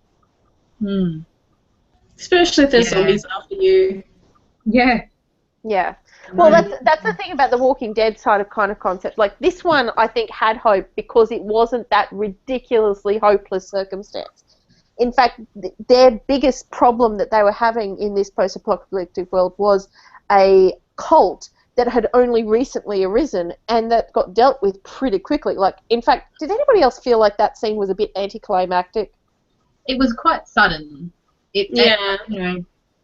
It seemed to be more about the reveal of who he was than it was about actually stopping him. But I figured that out so long ago that it was ridiculous. Yeah. Like, it's pretty much as soon as we had the scene with the airport and the people being stuck in the airport and that the actor's guy's son was there, I was like, it's him. Oh, see, I didn't work it out quite that early. Well, I figured it out The prophet. because of the comic, right? Because she'd already by that point been talking about the fact that he had a dog which was named after the dog that was in the comics. And I was like, the only other possible connection then is that somebody else had the comic, whether it was her copy of the comic or whether it was another copy of the comic. Somebody else had the comic. And see, I didn't tweak to it until he started being all weird. Like, the kid and the mother started talking about Bible verses and stuff, and when they started doing that, that was when I realised, but I was a bit slow. But I think, look, to be fair, this is probably one of the very few times where I've actually picked up on it. So, and I twigged onto the dog name thing pretty quickly. Like, I was wondering why that was an issue. And so when he came into the story, that, and I guess I didn't put two and two together. I guess I kind of figured that maybe he'd been at that place. I guess I kept forgetting too about what a large time difference there was between that scene, between when they all first started and when it happened, like that the kid would be that age by then. I guess I kind of forgot about that. But I think the reason that didn't bother me was because I knew that he was the son was the same age as Kirsten. Yeah. So, yeah. Anyway, whatever the reason was, I picked up on that pretty quickly. I think the only story, like, I could see how all of the different storylines wove in together and that. The only one that I was sort of like, what is the point, was Jeevan. I was like, I felt like he was a vehicle for part of the actor's story, but and part of Miranda's story as well, but I felt like it could have been served in other ways without having to have this other character that we followed. Why didn't he die the way Miranda did? Why did he survive? What was the point of that? And I felt so awful for his brother. I was like, seriously, dude, try at least. Just because you're disabled, try. I could kind of see his point, though, of going, you know what, I'd just rather stay here, and rather than, that same thing of, is it worth the fight, Well, I agree from the perspective of I can't see myself surviving and I can see myself giving up like that. I think my problem was because he was the only representation we had of disability, and that's how they chose to deal with it. I was just like, really? That's it? You're disabled, therefore you can't survive? Yeah. But I think a lot of his thing was, like, making that choice because he knew he was giving his brother more of a chance, because he knew his brother wouldn't abandon him. If they were out on the road together and something happened, his brother would be compelled to look after him, whereas making that choice that he made was his way of protecting his brother, basically, and giving his brother the best shot that he had. And I just didn't feel like that was his reasoning behind it. At least that's not what I got from it. I mean, maybe I was reading it on a bit of a bias, I don't know. But, I just didn't feel like that was his reasoning. And I just felt like the whole point of his disability caused, for me, an issue around the message behind it. And maybe that's why I'm hung up on it. Whereas if he hadn't been disabled and he made that choice, I would have been okay. Probably wouldn't have even really noticed it that much, No. In fact, it would have seemed realistic to me, because I'm like, there would be people who would just do that. In fact, one of the books this actually reminded me of was Day of the Triffids. And the reason for that is because so much of the story, so there's two parts to the story for me. There was the time after with Kirsten, and then there was all of the other storylines, which most of them were while the apocalypse was happening. And that's why it was Day of the Triffids for me, because Day of the Triffids, in my opinion, has got nothing to do with the frickin' Triffids. It's got to do with the whole post-apocalyptic thing that's happening. Yep. And that's what this was. It was the post-apocalyptic thing happening. And what I thought was really realistically dealt with in Day of the Triffids was how many people committed suicide. Because that's exactly what people would do. Yeah. Yeah. And we just didn't get that. Like, the only person who did it was in a wheelchair. Yeah. Or at least that we were shown. Sorry. Yeah. I'm sure it would have happened more, but yeah, we didn't get shown it. But the other thing that I found weird too was, so, like, the survivors that, like, it seemed like, okay, now this event has happened. Like, how many people were people that just never caught, like, there were obviously a few people who caught it and were those, you know, odd person that just happened to survive actually getting the flu. But the majority of people who survived were people that never got in contact with it at all. How did they not end up catching it later and spreading it even more later by just coming across dead bodies and stuff? Like, did that virus just not survive inside a person very long once they were dead? And, you know, like, you know, not able to, was it a really quick dying virus? Like, if you touched a door handle or, you know, surfaces that might have been germs, that might have had germs on them. I don't know, I just kind of thought it's surprising that people like Jeevan who holed up and stayed away from it, like, didn't catch it the minute they opened the door.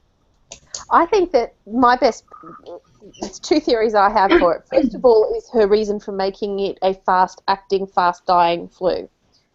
I think that that's probably why she did that, was so that it could be a reasonable idea that people didn't die from it, because it was so quickly went through the world and killed so many people, and then there was no more people to pass it on to after a certain period. Yeah. The second idea I had out of that, because I did think about this, was that perhaps these people were actually naturally immune to it, maybe because they'd had a related virus previously and had some sort of antibody that was able to defend them against it. That's all I could think. The airport people were definitely not, like, immune. They just happened to fly in on a plane that wasn't contaminated, and that was the other thing I thought of. An airport was the place where there was a bunch of people that weren't contaminated. Like, isn't the airport likely to be the place that you catch it first? But that was, you know. I only bought into that because I was like, okay, it's a minor, small airport, which is obviously not in a major centre, and they've been diverted there, and it's all diverted planes, and that's all I could think of. But I was like, they come from major airports, so what is the difference? Yeah, I did kind of. I mean, there are a few things you had to kind of suspend disbelief to make it go, okay, well, this is just the way the story is, and, you know, it's not. Well, that's the thing, right? With any story, there's always things that you can pick apart from it, even when you absolutely love it. Like, I rated The Martian 5 stars. There's still things that I can pick out of it and go, but that doesn't mean I didn't love the story. Yeah. Although I rated this as 4. I think I can't remember. I think I might have done 2. I think I did 5. I was tossing up between a 4 and a 5, and I can't remember. I don't think I loved it enough to give it. Like, no, I gave it a 5. Yeah, like, for me, a 5-star is it's an X Factor thing, right? So 4 is just it's a good book. 5 is it's got the it factor that I need in a book, and I don't necessarily think that that's something that would appeal to everybody. It's just my it factor, and this one didn't have that for me. I didn't come out of it going, yeah, I love it. I was just like, that was a good read. I kind of tend to do it the 5 stars when it's something that I had a really hard time putting down. Like, I keep making excuses to read it, and then I kind of go, yeah, well, that counts as 5 stars. But yeah, see, I could put this down. Like, I was able to, like, I read it pretty quickly. I was picking it up easily, but I didn't mind putting it down at the same time. Whereas Uprooted, I was like, so. Yeah, it was a 4 for me, definitely. In fact, I did consider maybe it was more like a 3.5, but I was like, that's enough that it can be a 4 anyway. Yep. Still enjoyed it, and I can see why it's won awards and things, so. Yeah. In fact, next year's going to be interesting. Uprooted is going to win everything, right? right? Maybe the fantasy award. Yeah. Yeah, it's hard I because don't know, it's sometimes hard things you watching and you don't actually. Oh, it's echoing. It's echoing again. Well, I don't tie myself to the awards to the point where I get upset if something I want to win doesn't win. And I think, if nothing else, it's won in terms of sales. So. I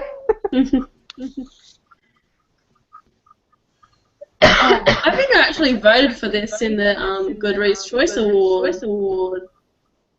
This one? Yeah. That wouldn't surprise me. I think I would have if it was a category and it wasn't against anything that I preferred. But I refuse to vote for things just unless I've actually read them in those things. Oh, yeah. I Yeah. definitely don't. Yeah. Oh, and I think they deserve an award. The problem with the Goodreads Awards is that I've never read everything. Like, those awards really are, even more so than the Hugos, a popularity contest, because Yeah. it's not about you having read it all and making a judgment. It's about, hey, I really enjoyed that book, and there's somewhere where I can vote for it. I'm going to. Yeah. I find it really hard to vote when I haven't read all of them, and I think that's why I wouldn't ever do the Hugo thing. Your thing, you're backing again, and it's driving me crazy. Sorry, I'll do it again. Yeah. I keep hearing my voice coming back to me, and so I keep pausing because I'm like, I'm going to see what actually won the Goodreads Awards. yeah. I was just looking it up too because I was like, oh, I can't even remember anymore. I think The Martian won the sci-fi one. Fantasy. The Book of Life by Deborah Harkness. Was that the third one? I was just going to say, is that in that series? Because I read the first one and I was like, yep, I'm not continuing that series. I remember really enjoying the first half of the first book, and then it went. I think I just kind of lost interest in it. And I didn't end up reading the second. But yeah, City of Stairs was in the nominations, and the Goblin Emperor. Yeah. Well, if you didn't read it. It was really good. Which one? The Goblin Emperor. It's one of those. Sorry? Oh, I did. I did the hangout with you, remember? I can't remember who did which hangout. I'm sorry, Liv. It's okay. I like being it's one of those ones, actually. I think one of the Galactic Suburbs ladies was talking on Twitter and saying, she's not sure she's going to get to read it before she does her voting. And I was so upset because I'm like, dude, you don't understand. It's one of those books that is really unassuming, and you see it and you don't realise how freaking good it is. Yeah, yep. I remember thinking, it looks, like the same old again, fantasy. So, and then you read it and it's so not what it seems like it's going to be. Yeah. Exactly. That's exactly it. It's totally different than what you realise. Although personally I was sort of like, goblins and a bit of steampunk? Yeah, baby. Didn't she say she was thinking about between Ancillary Sword or something and Goblin Emperor and the other book, but she ended up doing a no award for that category anyway? Oh, okay. She wouldn't have done no award for the main novels. That's what she said. She said that all the categories she went no award. You're thinking, so if you're talking about the same person, I don't think she would have done that, because at the very least she would have voted for Ancillary Sword. No, because in the first podcast when they talked about it, she went, I'm thinking about between these ones. And then the second one she said, okay, I've decided that all of them, no awards. I went, I thought you were going to pick between the main novels and the category. They did that with all of the other categories, but not the main novel.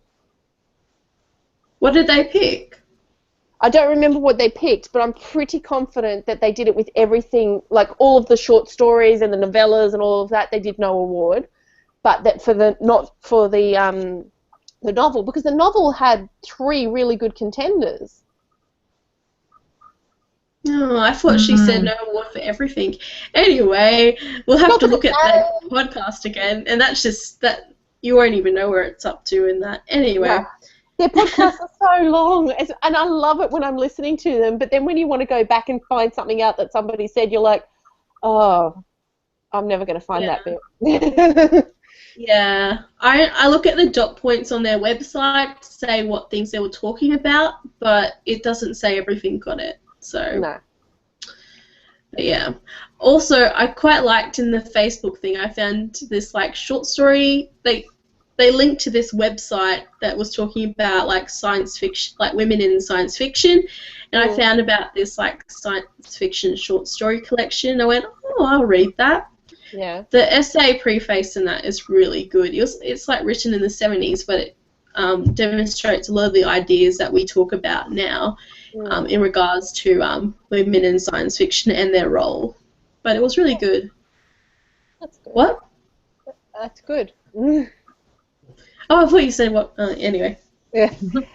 Actually, I had a really disappointing thing happen to me the other day. I think it was Sherry Priest, one of the authors I follow on Twitter anyway. If it wasn't Sherry Priest, it must have been Marie Brenner. But anyway, one of those authors posted that they a blog about them doing their Hugo voting, and they were talking about their podcast votes, and they said how much they didn't like Galactic Suburbia, and I was like, no, it's really good. I was like, you're a female, for heaven's sakes. What they talk about is feminist perspectives in genre, for God's sakes. And she was like, oh, they're so rambly, and I'm like, dude. That's fun. That's the best bit about them, is that they just talk these things out. Anyway. Oh, well. Maybe she likes more structure. Anyway.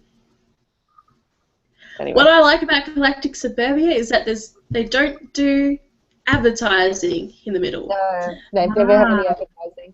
I actually Patreon support them. And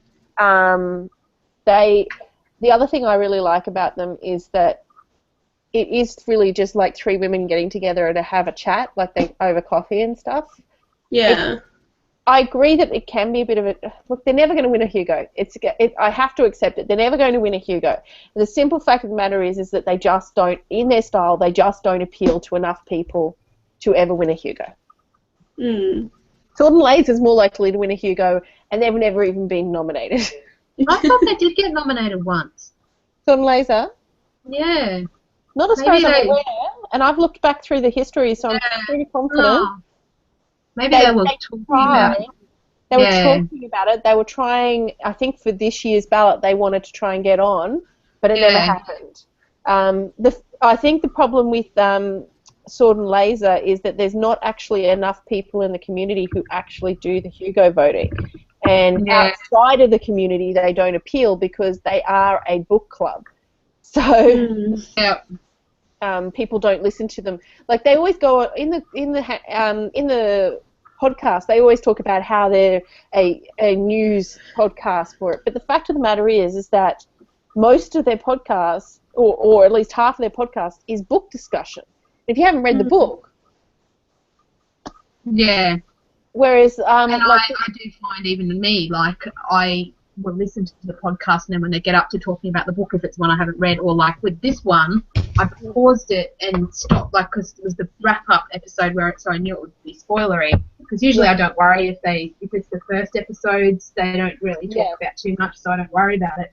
But because I knew it was the final one and it was going to be spoilery, when they started talking about it, I stopped playing it. And then when I finished reading it, I went back and listened to the end of the podcast because, I didn't want to read it. And that's the other thing I was going to say. I actually don't think they do enough in-depth analysis of the book. Like, I don't really think they talk about it deeply enough in the podcast to be enough. Like, in all honesty, that's what I'm always wanting. I'm like, but you guys don't actually talk about this or that, and you basically get a few points from the forums, if that, and usually go, yeah, they're right, or no, they're wrong, or well, this is what I thought, and that was it. Yeah. Really talk about the book, for heaven's sakes. Yeah, I've always thought that too. Like, if it's a book I've read, it's my favourite part of the podcast to listen to. But I think maybe it is that balance of, if people haven't read it, they're like, well, nobody's going to listen to this because they haven't read it. But I'll go back and listen to ones that I missed because they're talking about a book that I've read. I went back and listened to the one when they talked about The Martian because I had not listened to it because I hadn't read it. Yeah. You know, so... I actually wish they still had the web series. Sorry? I still wish they had the web series on Geek and Sundry. That was a good Yeah. format for them. I liked it, but I actually think I prefer the podcast because the web series always felt a bit weirdly acted. Yeah, Yeah. It was a I bit just like the Yeah, and I recommendations find- part. yeah. And I find I don't really give a crap about the interviews unless it's an author that I really love. Like, if it's an ever read, I'm kind of like, I'm not really that interested. I'm the same. The only reason I might listen to it if it's somebody I don't know is because I've run out of podcasts to listen to in the car. And then I'll be like, Yeah. I'll listen to it then. But more often than not, I don't care. And the latest one I have to listen to because they talk about the friggin' book in it. And I'm like, no, I have to listen to the stupid interview. Oh, do they talk about the book in it? Apparently they do their intro for Uprooted. Oh, you could always fast forward to the end. And just I listen to could, that. but I probably won't because usually what's happened, I usually listen to the podcast when I'm driving. It's a deliberate thing that I do because I find it much more enjoyable than listening to the radio. Yeah. And so I'll actually save podcasts up for when I've got work and I'm driving and that. And so I can't do the skipping thing because I'm driving. Unfortunately, Yeah. I can't listen to podcasts or audiobooks when I'm driving because I don't pay attention for some reason. I just always blank out because I'm thinking of something in my head. I 'Cause see, it's For prime some reason, time. driving does that to me. No, see, for me, it's the perfect time. Like, I will listen to audiobooks at other times, but it's never as good as when I'm driving. When I'm driving is when I really, really notice and pay attention to what's going on. So it's ideal. In fact, that reminds me I need to get a new audiobook for Tasmania because I'm going to be doing a lot of driving. The funny thing is I can't do it when I'm driving, but I can do it when I'm on public transport or I'm exercising. It's just I always blank out when I'm driving. So See, exercising I find is the best one because it's like I'm not actually doing anything that requires me to think. Like sometimes even when I'm doing housework, I find if I'm listening to an audiobook, I'll realise that I've zoned out and I'm like, I'm freaking washing dishes. You think I would have been able to concentrate? But if I go for a walk, if I put my podcast on or my audiobook on and go for a walk around the block, I can usually, that's a really good time for me to listen. I agree on that one. I find the interesting thing is I wouldn't call it necessarily zoning out. It's that I get focused on something else, especially like when I'm cleaning or something. Yeah. It's not so much that I've zoned out. I haven't stopped listening so much as something else has engaged me more than I can manage to divide my attention. Yeah. And that's where I get my issue is when that happens, and so I have to choose wisely. I used to try and do it while I was cleaning house, and I had to stop doing it. So. Yeah, I tried to listen to The Martian whilst I was driving, and I went, this is just not going to work. And that's why I can't remember some bits in The Martian, and I'm actually thinking about rereading it in the paper, like in book form, as opposed to audiobook, because I'm thinking I think the reading experience was like negatively affected. So yeah. So that's why I gave it a 3 out of 5 stars, but I think I would have given it more had I been able to pay attention to it a bit more. See, I think that for me, the audiobook is what won that book for me. Like, I think it would have probably been a 4-star book if it wasn't for the fact that I did do the audiobook, which is really interesting because everybody's so different about that sort of stuff. I suppose audiobook puts in another variable. I'm going to have to move this girl. She's scratching the door. I'll be back. Yeah. I kept on doing audiobook. Like, I started getting on audiobooks when I listened to Ready Player One with Will Wheaton narrating it, and this is what audiobooks are, and I was really excited. But I think the main reason why Ready Player One worked so well was because for the majority of it, when I was listening to it, it was when I was exercising. So I was actually paying attention. Think that's a good way to listen to them, and that's why I haven't. It's going to sound bad, but that's why I haven't listened to an audiobook in ages. I've been doing any exercise. When I've been, in fact, it's probably something. If I start listening to an audiobook, I'm more likely to go and exercise because it gives me a reason to listen to it. But I haven't done any for a while. I haven't been doing that much when I'm exercising anymore because I actually do a lot of classes at the moment because I really like the dance classes. I like Shaban, so even though I'm so badly coordinated, I do it sometimes with my friend, and she goes, "What are you doing? We're going this way, not that way." Oh yeah, that's me. Yeah. And she always says, I just Olivia, like you being have to be lazy. in the back because you don't want anyone to see you. And I'm going, oh, you're such a nice Oh, that's friend. not nice. No, she's Okay. supposed to say, who gives a shit if anyone else sees you? They don't Yeah. care, and you don't care. So She loves teasing me. I'm going, oh, God, go away. the only This is- problem with someone not being good in the front is that when you're like me and you have no idea what you're doing and you're trying to copy the person in front of you. And the Yeah. person in front of you doesn't know what they're doing either. That's when it's like, I still have no idea what I'm doing. I'm terrible Yeah. at those sort of classes. I've had that. I got I was going to my yoga class last week and I got stuck up in the front row for the first time because there was just no other spots, and I was like, oh shit, everybody's going to be watching me. And because of that, because like with yoga it's not so much that you're doing the wrong move because it's harder to do that, but because I was up the front I tried harder and I freaking ended up injuring myself. Oh, God. I was like, oh, right, that's why you're not sitting up the front. It's not because you can't do the class, it's because you do too much rather than letting yourself do the bottom level where you were at. I always try to be at the very back, but I remember one time I was in the middle and I had the loose pants on, so that was fun because we were doing a lot of activity, as in jumping and everything, and we're going, oh God, I have to keep on pulling them up. And then there was people behind me going, I don't want them to see me. Yeah. Oh, dear. Still Yeah. fun exercise.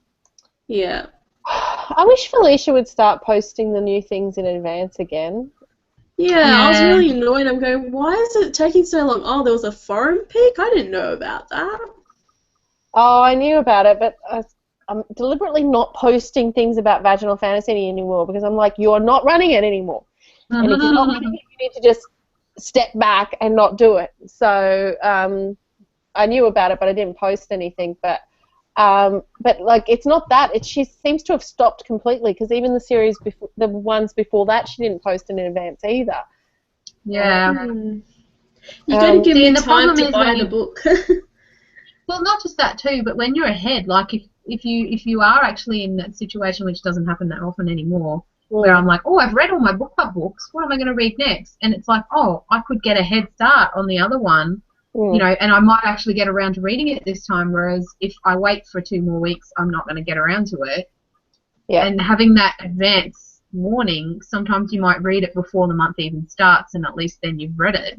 But For me, it's what actually... was this about, a foreign pick? What were you talking about? Uprooted was a forum pick. They had... Oh, forum. I thought you said foreign, and I'm like, what does that even mean?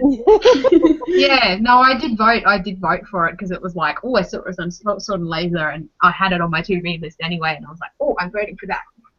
It's really I funny. think that's what a lot of people did. Sean It from was- the forums was trying to get everybody to vote for something different. He was like, they're already reading it, Sword and Laser, vote for something else. And I'm like, no, I'm voting for it because it is on Sword and Laser. Sorry, Sean. Yeah. It was hilarious. But you know what's interesting is how few people vote sometimes. Oh, that Yeah. like the number of votes, because remembering that the way they did the voting this time, you could actually vote for multiple things. So the number of people next to it doesn't necessarily mean these number of people in total. That's just who actually voted. There was only there was less than 200 people who voted for Uprooted. Yeah. Wow. So that's pretty low considering. I think that's the issue that you have too when you have like a forum like that where there's so many things to pick from. Yes. Because people have got so many to choose from. Like, everyone votes for their favourite thing when nothing gets up there. That's why I was like, well, I'm going to look at the top 3 and pick which one I want out of them, because I want to actually have a say in what's going to win rather than just picking my favourite book. And that reminds me, I need to remind everybody about voting on my thing, because I think there's only a few votes on it still. Isn't it tying at the moment? Yeah. But it's actually not coming up on the group page. I have to go to your Facebook thing and it actually shows up through that. If you go to the if you go to Land Down Under and go to polls, it's at the bottom. Oh, of the I've actually screen. done that, but it's not showing up. Oh, really? It's at the very Yeah. bottom. It should be at the very bottom. Oh, at the very bottom. It's I like could, the last thing in the list. Fangirl is winning by two votes. Three Bodied Problem has 2, and Stardust has 2. Oh, so it must have been a few more people who voted then, because last time I looked, it is two there. things. Well, Two that's things 8. were. That's 8 people, and 8 people have voted for the comics. So I think we've got roughly 8 people who are actively participating. Okay. Oh, well, I won't stress I'm then. pretty okay because I have Fangirl and the Free Body Problem, and I've read The Wild Girl, but no one's voting for The Wild Girl. It's all right. Well, I haven't voted at all because I kind of went, well, they're all picks of things that I wanted to read. Like, they're all things from my to-read list. So I haven't picked. So I could probably... I'm actually a bit sad the Three Body Problem hasn't won. Not that it's going to stop me because I'm still going to read it, but I'm like, that would have been the perfect impetus to get me going with reading it. And I'm like, oh, well, I've read Fangirl, so that's fine. Oh, you've already read it. Is it good? Did you enjoy it? Yeah, it was very light. It was fine. Okay. It's to me. Because I'd heard so many people talking about it, and I was like, oh, I want to read it because so many people have talked about it, and now I'm like... It's what I would call a very popular YA, and I don't mean in a, like, this is popular YA, I mean in a really light YA. It's good, it's enjoyable, it's nice, but it's really basic. Whereas Three Body Problem is so opposite. Yes, it's exactly. Like, I was worried if it won, I was thinking, oh, this could be a polarizing one if it wins because it's really quite... See, that's why I wanted it to win. Yeah. That's why I wanted it to win because I thought it would be a really good discussion one for us. Like The Martian was really good as well, and so that's why I was sort of like, this would be really good if it won. But oh well. Yeah, I voted for the Free Body Problem too, mainly because I really like reading things by Chinese authors or set in a Chinese setting. So I was like, that's what I want. I wonder if Matt has voted yet. Matt, did you vote on my poll? Oh wait, it's not coming. Oh. Did Matt I was vote? screening that at my What screen, poll? but not at the video camera. So I was like, yeah, this is not the right. It's not on the screen. Anyway. Sorry, Kirsten, did Matt vote? No, I asked him and he says, what poll? So I guess that means no. Well, that means that there's somebody who voted on yours but not on mine because Matt's voted on mine.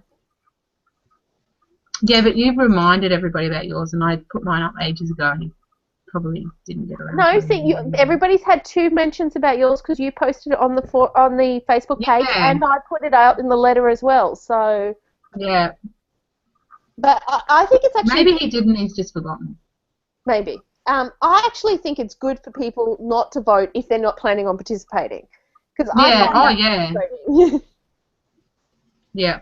But Tegan looks like she's going to read S, so yes, I got an extra person into this group. Yay! That's really That's good. what Matt has to read that too, because I really, really would like him to read it, and it would be good to read before the hangout.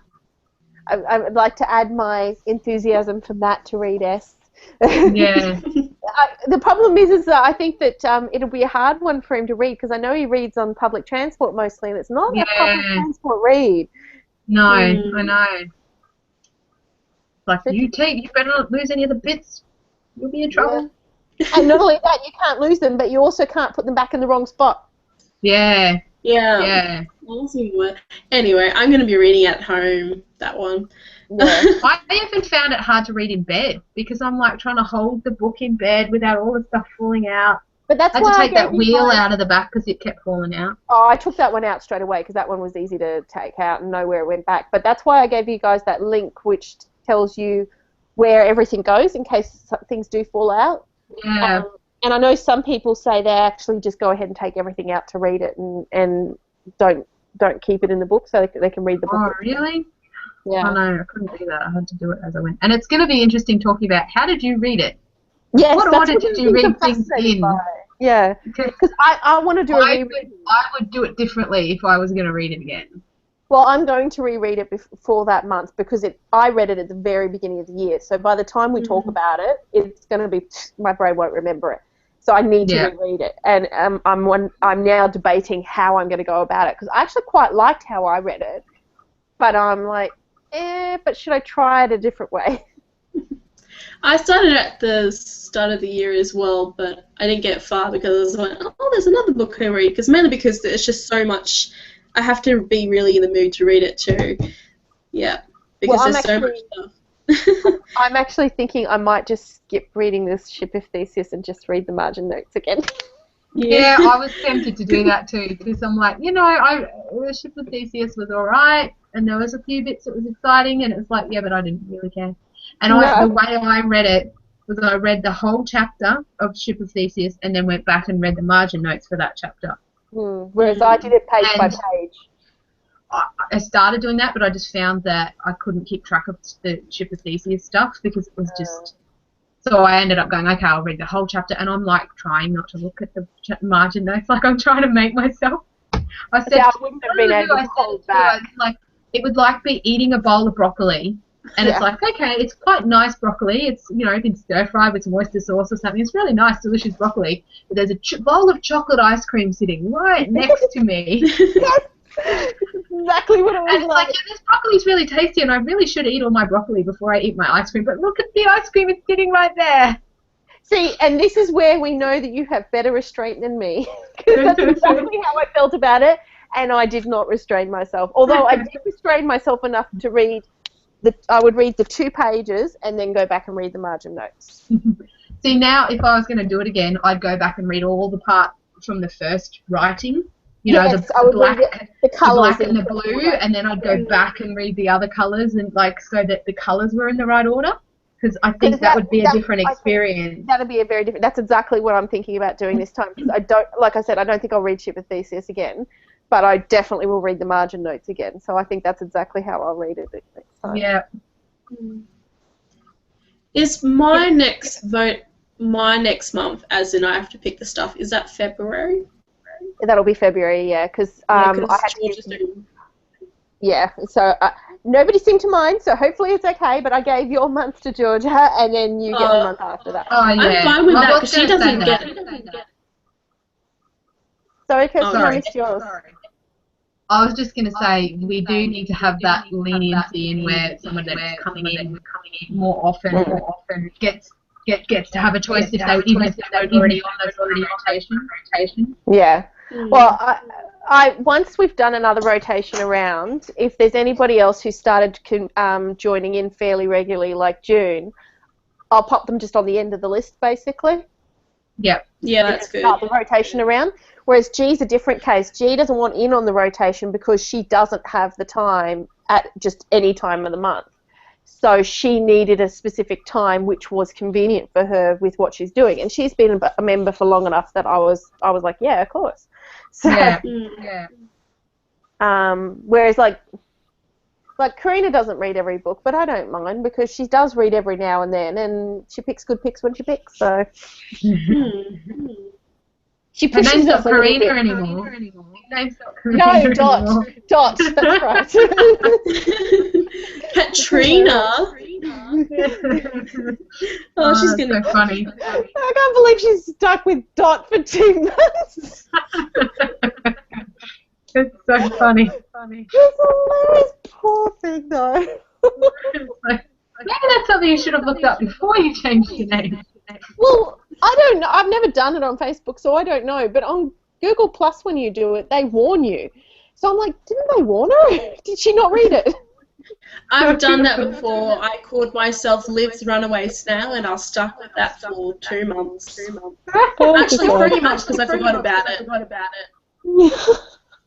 Jesus. Oh, well. People couldn't take me seriously because of it. No. Well, look, to be fair, I don't think Karina does that much on Facebook anyway. I think she posts more on Twitter than she does on Facebook, so Yeah. she'll be fine. I'll never read. But I've already sort of thought about what I'm going to do for February anyway. Going off topic. Oh, you know what you're going to do, huh? I want to do a Joe Walton thing. Ooh, Joe Walton. Yeah. Because I keep on thinking, which book am I going to read first, Tooth and Claw or The Just City? I have Tooth and Claw ready to go. Yeah. I've been waiting to read it. Yes. Well, maybe that could be our February pick. Do you want to wait that long? I can. No, it's okay. It's one of those books that's on my shelf and it's just waiting. Like it's not. It's been on my to read for years. So my sister got it for me this year because I gave her my to read list and said, "Buy me books," and she did. Well, maybe I'll read the Just City first, and then put Tooth and Claw for February. Yay! Because Tooth and Claw would be a really good one because it's a small read too. It's not very long. Yeah. So lots of people probably. The good thing about a small read is that people participate even if they're not 100% interested because they're like, it's not that long. Yeah. And it doesn't look as depressing as Who Fears Death. Yeah. True. But I've been wanting to read that, so good on you for picking it. Well, actually, you did a vote, didn't you? It was between two, Yeah. just between that one and another one. 100,000 It was the Jasmine one. That was the same person who wrote 100,000. 100,000. Yeah. And that was because actually both of them were on my to-read list, but I wanted to go with the other one because I hadn't read that author before. And I was like, try someone new. Yeah. Oh. Matt just said he voted in that thing ages ago. Yeah. What did you vote for? No. Why? What did he pick? He won't tell me. He said it's a secret. Oh. He And won't tell unlike me with until Survey the Monkey, voting I can't look it up either. I can't look that one up either. On Survey Monkey, I can look it up. I don't, but I can look it up. Whereas with that one, I can't look everybody's votes up. So. I should have done a Survey Monkey one. Like, I just picked a poll on there because it's too easy. Do you guys want to know who's coming? Do you guys want to know who's winning on the comics one at the moment? Yes. Oh, yeah. Okay. Rat Queens is in first position, and Nimona is in second, followed by the Wicked and Divine, and then the Jim Henson. So it'll be Rat Queens and Nimona if things don't change. Nice. Yeah, my top two choices. They were mine too, so I'm like... Because I did read The Wicked and the Divine, and I was like, I don't want to talk about it. Yeah, it would have been okay if that one had won too. I wasn't too interested in the Jim Henson one. I don't know why. It just didn't work for me. I think I voted for Rat Queens and the Jim Henson one. Sorry. So I got one of mine. Well, that's the good thing about the comics one is with only 4 choices, the chances are pretty high that at least one of your choices is going to, one of your top choices is going to win. So even if you only read that one book, it's fine. Yeah. Well, I already read Rat Queen, so I'll still probably read Nimona if it's better than Well, that'll be cool. It looks interesting. I think I decided on the Nimona one because it looked different, and I was like, I'm willing to, because I put one up, but we can't read it because we can't get it. That actually Pat Rothfuss had read it, and I thought it was fascinating because it's got no text in it; it's pure picture. And I really wanted to do that one, but I had to take it out as my nomination because you can't get it.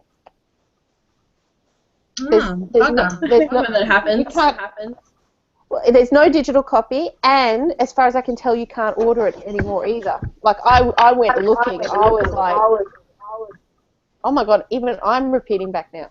No, that was me. I just unplugged mine and re-plugged it in. So I could hear it feedbacking again, but I could hear you feedbacking, so I thought maybe it's mine. But it can't be mine because I can hear myself. So. Okay, just let me do mine again. But yeah, I just unplugged mine. How's that? Is that a bit better? Yeah. Hello. Yay! Yeah. I don't know why it keeps doing that. That's really weird. I'm not doing anything. Too. All I can think of is this headset now is getting up to 2 years old, so maybe it's starting to feel some strain. Yeah. Maybe. Mine gets a bit crackly because it's a bit old. Well, I keep on getting new ones because I keep on losing mine. So that's why I have headphones now, so I can see where they are. I don't usually lose mine because I need them, and if Nye tries to steal them, which is how they usually get lost, I tell him off. Actually, speaking of that, actually, these aren't 2 years old because Nye did lose mine, and these are new ones.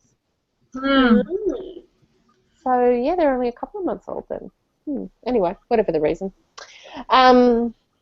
Yeah, so I thought this one was really fascinating, but it turns out it was only published in England and only sold by independent comic book stores in paperback copy, and all of the stores that are selling it don't have online ordering stores. So getting it is virtually impossible. No. So I took it off because I was like, there's no point even if anybody did second it because we wouldn't be able to get it. Or it'd be really hard for us to get it, so... But yeah, so we're announcing both your poll and my poll next weekend, Kirsten, by the way. Yep, cool. We set our dates. Actually, I set my date before yours. I was like, oh, the 15th will do it. And then I looked at yours and I was like, wow, Kirsten gave you guys lots of time. Well, I just kind of thought I'll wait. There's no point in stressing about it before that because I would be announcing it at the next hangout. So I just looked up when the next Land Down Under hangout was and set it the day before that because I was like, as long as it's closed by the time the hangout's on. Yeah. So. See, I think because I've run so many of them now, I've gotten used to the fact that nobody votes after the first couple of days anyway. So I'm we forget about it. Because I've been checking it and going, oh, like even when you posted your poll, I reckon some people voted in mine when you posted yours and reminded them about mine because up until that point there was only 5 votes on there. Yeah. So there must have been a few new votes after that. That actually reminds me. Oh no, there we go. Tegan has voted.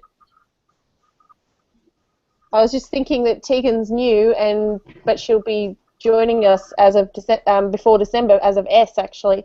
So she'll probably want to vote in my poll at least. And then I was like, oh, she's voted. She's on the list. She's the 8th person. So she must have found it. She's gone through the forums clearly, or somewhere. Good for her. She might have. Did she add it to the Facebook?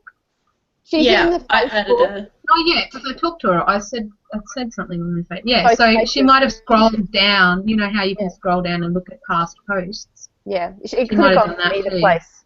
The only thing she's not on at the moment, she's not on the Google Circle yet because she couldn't post her profile yet, and okay. I don't. She's not on Skype as well, I think. Yeah, I don't have her on Skype. It's either. because she's just totally moved into a house, so they don't have the internet up yet, which is cool. a lot of fun for her because she's doing an online university course. Oh, that's a shame. That makes things difficult. So she said, oh, thank God I got my assignment extended. Okay, I won't talk more about it. She'll talk for herself. Yeah, so basically I've just got to do those bits of business once she's ready. The thing that has surprised me is how few people have actually joined the Facebook group. I've deliberately set when I do the cull until the end of the month because I know that some people don't check regularly and things like that. But we have 13 members at the moment on the Land Down Under page, and that includes Tegan, who's just joined. So that's only 12 people who've joined. And looks like June hasn't joined. June hasn't joined, but I know June's travelling at the moment, so that's why that's one of the ones that I knew who would take some time. We've had 2 people join who don't participate often, but Vanessa has participated a couple of times, so that's not hugely surprising for her. Chrissy has never participated in anything, so I'm not sure why she wanted to join, but she has, so if she wants to, that's fine. And Leela never really does any hangouts, but I think she's done one exchange with us, and she came to the Melbourne meetup, so... okay. Yeah. So, yeah, that's cool. But, I thought Holly would join, but she hasn't joined yet, so I'm going to tag her beforehand. Just say, Holly, I thought you wanted to join. Want to come over? Because she's cool and I like her. Yeah. And there's a couple other people who I'll probably tag before I do the call and just say, hey, because, Jamie hasn't joined. But then I've also pinged Jamie several times about the lake at the end of the lane, or world, or whatever it is. I can't remember. Ocean on the end The of the ocean lane. at the end of the lane. That's it. About her book, and she still hasn't gotten back to me about that. So. Oh, because I was going to ask you about that. Yeah, I've been wondering about that. I was only just thinking about that today when I cleaned up all the books that were next to problem my is bedside table.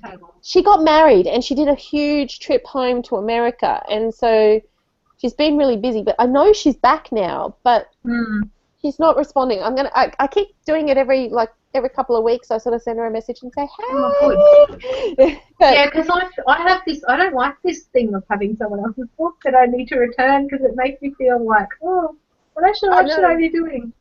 well, it doubly so because, like, for us, we would hate it if somebody was doing it to us and we weren't getting our book. Yeah, especially because it's such a beautiful book and it's Yeah. like it's not just like a ratty old paperback that was meant to a bunch of people. You know what I think you should do? Just contact Sarah, see if she wants it. If she wants it, send it to her. Yeah. Because Jamie's taken, like, I told her that if she didn't tell me what to do, that's what we were going to do. So just do it. Send it on, if she wants it, because I know with the baby and everything, she may not want it because it might put pressure on her. Yeah, but if she she was wants saying, like, she's been doing audiobooks and having a hard time reading a paper copy, and I totally get that. Yeah. Yeah, So, you know, when you're check in with breastfeeding in the middle of the night, the audiobook is a brilliant, brilliant thing because you can do it in the dark, and you can do it when your eyes are like half asleep. You know, like you don't have to keep your eyes open.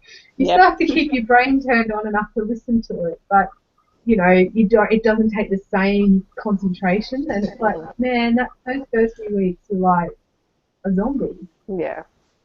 So yeah, based on whatever she says. Otherwise, I don't know. Was there anybody else who didn't get it, who would like it? I don't know. I don't know. There's not really that many people who actually actively participate, though. There are a few people that I looked it up and then went, oh, that person's already read it. Like, yeah. But see, that doesn't necessarily mean that you can't send it to them and they can't do the writing their little thing. You know, I haven't even done that yet. Well, you kind of need to do that before you send it on. Yeah, I know. I keep putting it off and going, yeah, that's fine. Matt hasn't either. Matt hasn't done it either. He read it, but he hasn't done his thing. This is what annoys me about being first. I got to read nobody's. Yeah. Maybe we need to have a hangout when it's all done and have someone read out all the... Yeah, that was the plan. Or she was going to transcribe it into a digital space or something along those lines. So. Oh, yeah. The thing that annoys me is not so much if the project doesn't come to a proper completion, but more so that it is a signed hardcover version of the book. And there's pretty little Doctor Who thingies too. What? I don't know whether maybe somebody else put them in. These were in it. Somebody added that. That's little bookmark. I did not do that. Key. And then there's this one. There's a Doctor Who one and a Firefly one. That's awesome. No, I did not. That was not there when I had it. So. Oh, somebody is putting special things in there. Yeah. Anyway, yeah. So that, and then that bit of business, and then the Land Down Under Club, basically going to go through and contact anybody who I know has participated before and I think is likely to want to continue participating. The one person I'm not sure about is Claire, actually, because Claire's done one vaginal fantasy hangout. That's it. And she did the exchange, didn't she? Because I think she was the person I bought for. She might have done the exchange. Yeah. She did do the exchange. I'm not across all the exchanges now because Liv keeps doing them for me. Yeah. I might actually give it over to someone else for next time. I'll do the Christmas one if you want. I love Christmas ones. That's why I like doing it in the first place. So I'll do the Christmas one, and then we can find somebody else to do the next one. Yeah. Yeah. I'm so happy that the next thing is going to be in Brisbane. I can't tell you how happy I am about that. Because there's no chance that I would have been getting anywhere else next year. Well, if Sarah gets to come, it's going to be like a real child's affair. Well, it will be. It will be because I will have another one by then. Yeah. I was actually thinking if we can, one of the things we should do is to go and do one of the amusement parks for one of the days. Oh, yeah. That'd be a really good use of a day, I reckon, while we're there. That'll be a lot of fun because one of the things about amusement parks is I think that they work best when you've got a big group of friends to go with. Yeah. The last time I went to one of them, I was with a group that didn't want to go on any of the, like, big thriller rides because they had motion sickness. So I was like, oh, I'm on this and I'm all by myself. The biggest problem, it wouldn't be that bad if it was just you getting on the ride, but the problem with all of those rides is because they're the popular ones, you've got to line up for so long. And if you're lining up with everyone, you can just have a chat and muck around while you're lining up, and it doesn't seem that bad. But, like, if no one else is going on it, you're like, well, I don't really want to go on it either because I don't want to stand in that line for an hour by myself, you know. So that would be frustrating. Yeah. Because I did that tonight. Early on when we first started dating, we went with a group of people to, what's the water park they're called? There's two. There's Wet n Wild and White Water World. Oh, Wet n Wild. Dream World, White Water World, and then there's which is the newer one, and Wet n Wild is the one that's been there for longer. Well, we were at Wet n Wild, and we were with this big group of people who I did not know. But I don't like water slides very much. Me either. I'm so scared of water slides. I can go on a roller coaster, no problem, but water slides freak me the hell out. I don't do roller coasters easily, but if I'm going with a few people, I will gird my loins and do it. But I don't do water slides very well at all because I always feel like, especially those really big ones with multiple people and they go right up to the edge and you're like, you gotta go off the edge. Yeah.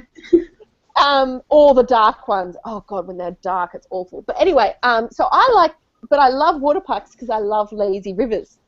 Yes.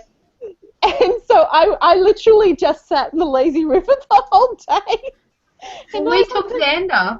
We went it would have been in March, I think it was, because it was starting to get cool, but it was still quite warm. And they had this thing for community, I forget what they called it, but basically they had different days for different people that got in for free. So they had, like, nurses got in for free one day, and one of the days was teachers got in for free. So I got in for free, and then you could get someone else to come with you, and they got their ticket for $30, which is about half price.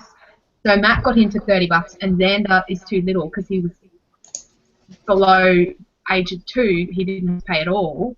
So we just went and took Xander. And I mean, we didn't go on any rides because Xander was too little.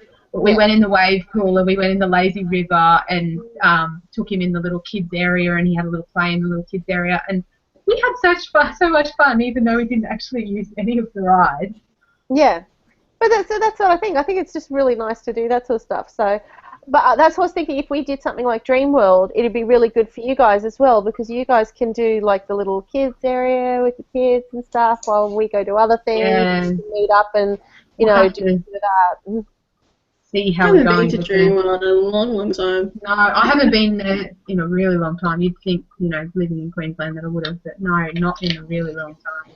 No, but yeah, we'll have to see what we're doing, how we're doing. We'll have 2 kids by then, so that would be. Well, I just thought of it as an idea. It wasn't a dictate or anything. It was just. No. It'll be a decision we have to make of whether we take the kids or whether we leave them home, or whether we take Xander and leave the other one at home. And yeah, exactly. So yeah, and because Sarah's talking about Kevin coming up as well. That would be awesome. Yeah, so Kevin might come.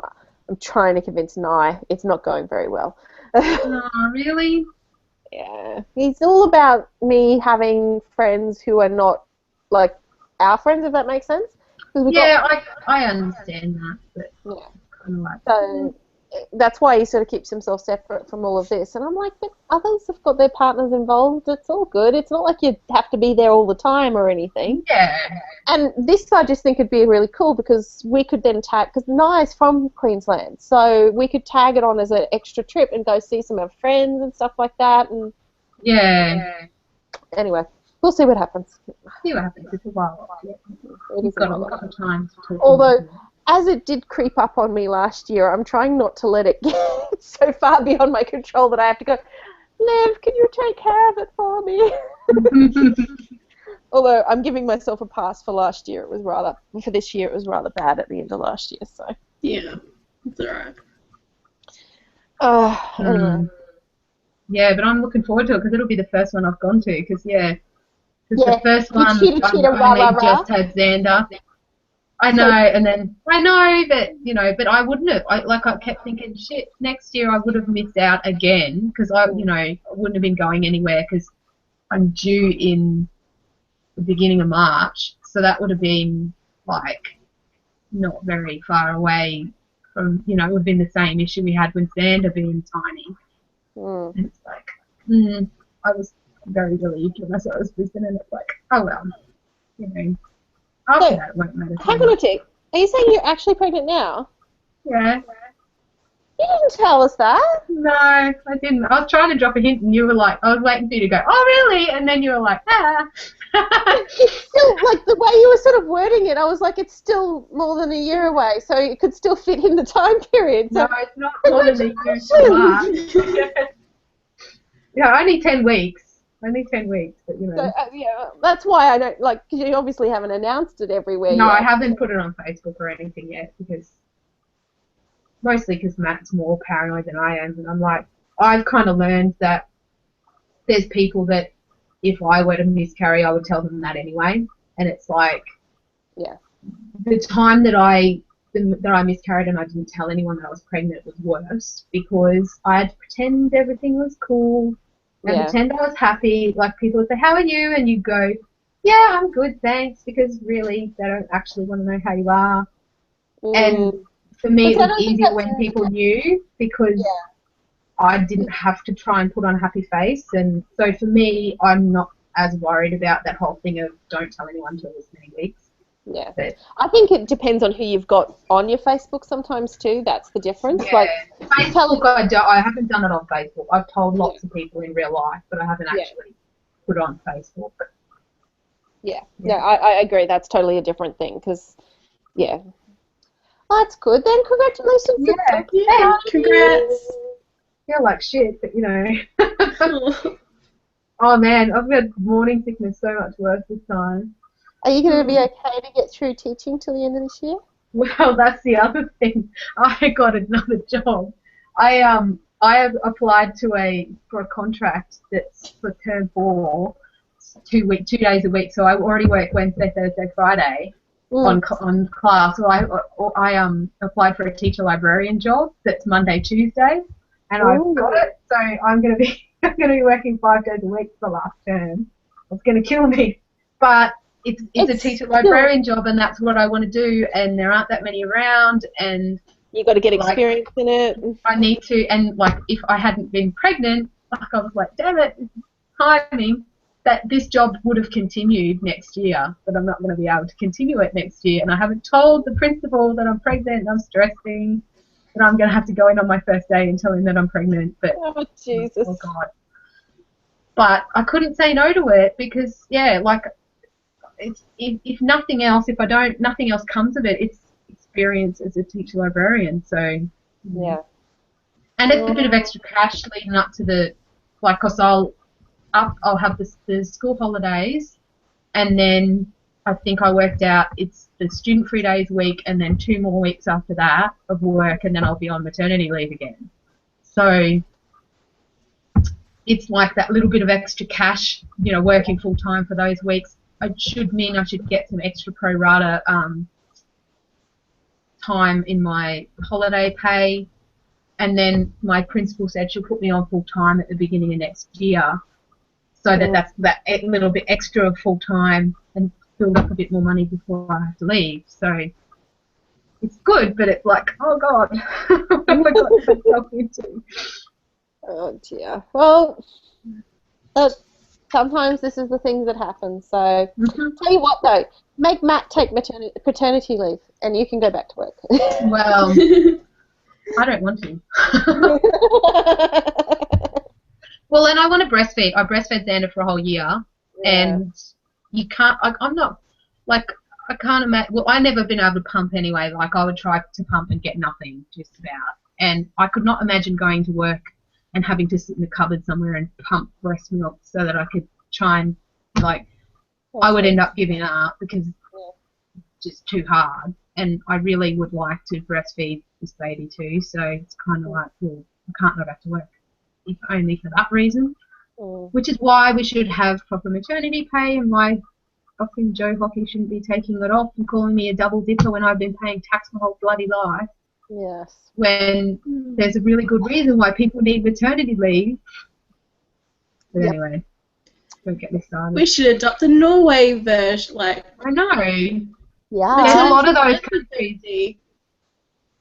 Yeah. Well, Matt gets 2 weeks, and he's going to take. Problem is, he's putting his name down for this other job. His boss is going on leave for 6 months, so he's putting his name down to be doing the boss's role for that time, which would be a good thing for him too. But it means that he won't be able to take much time off during that time for paternity leave. So it's like, at least it's a second baby, and I won't be stressing as much. True, but you also feel like I know what I'm doing. At home. I know. But Xander's pretty good. He's probably going to be more help than anything. Go and get me something. He already does that. I got yesterday or the day before, I got out of bed, and I was lying in bed, and Xander was out of bed. And I was like, it's cold, and I don't want to get up without putting my Ugg boots on. But I knew they were in the bathroom. I went, Xander, go and get me my Ugg boots. They're in the bathroom. And he did. He went and got them, brought them back to me. Like, yes, I wonder how long it works. He's going to have like another almost another year on him by then. So he's hopefully he might actually know some words by then. Like, I can say stuff like that to him. Go and get me my Ugg boots. They're in the bathroom. He goes and gets them. He knows what I'm saying. Or I could, like today, I handed him a sock and said, go and put this in the dirty clothes basket, and he went and did it. Yeah. Yet can't get to speak a word. He says mum and dad, and that's about it. Heaps of kids. And he makes a cat noise and a sheep noise. Heaps of kids are like that. Do not stress. Yeah, I know. It's like, damn it, can you just tell me something? I keep saying to him in the morning, like he wakes up in the morning crying every morning, like screaming. And I'm like, every morning we go into his room and say, you know, you can just yell out, Mom, Dad, and we'll come and get you. You don't have to stand in your cot and cry for us to come and get you. But he still does it every day. And it's like, really? And he stops as soon as you walk in and open the blinds and get him out of his cot. And he's crying because he doesn't want to be in his cot anymore. So he's not distressed. It is actually to get your attention. Yeah. Maybe like, have you tried not responding until he talks and says your name? Oh, no, because he'd just cry louder and louder.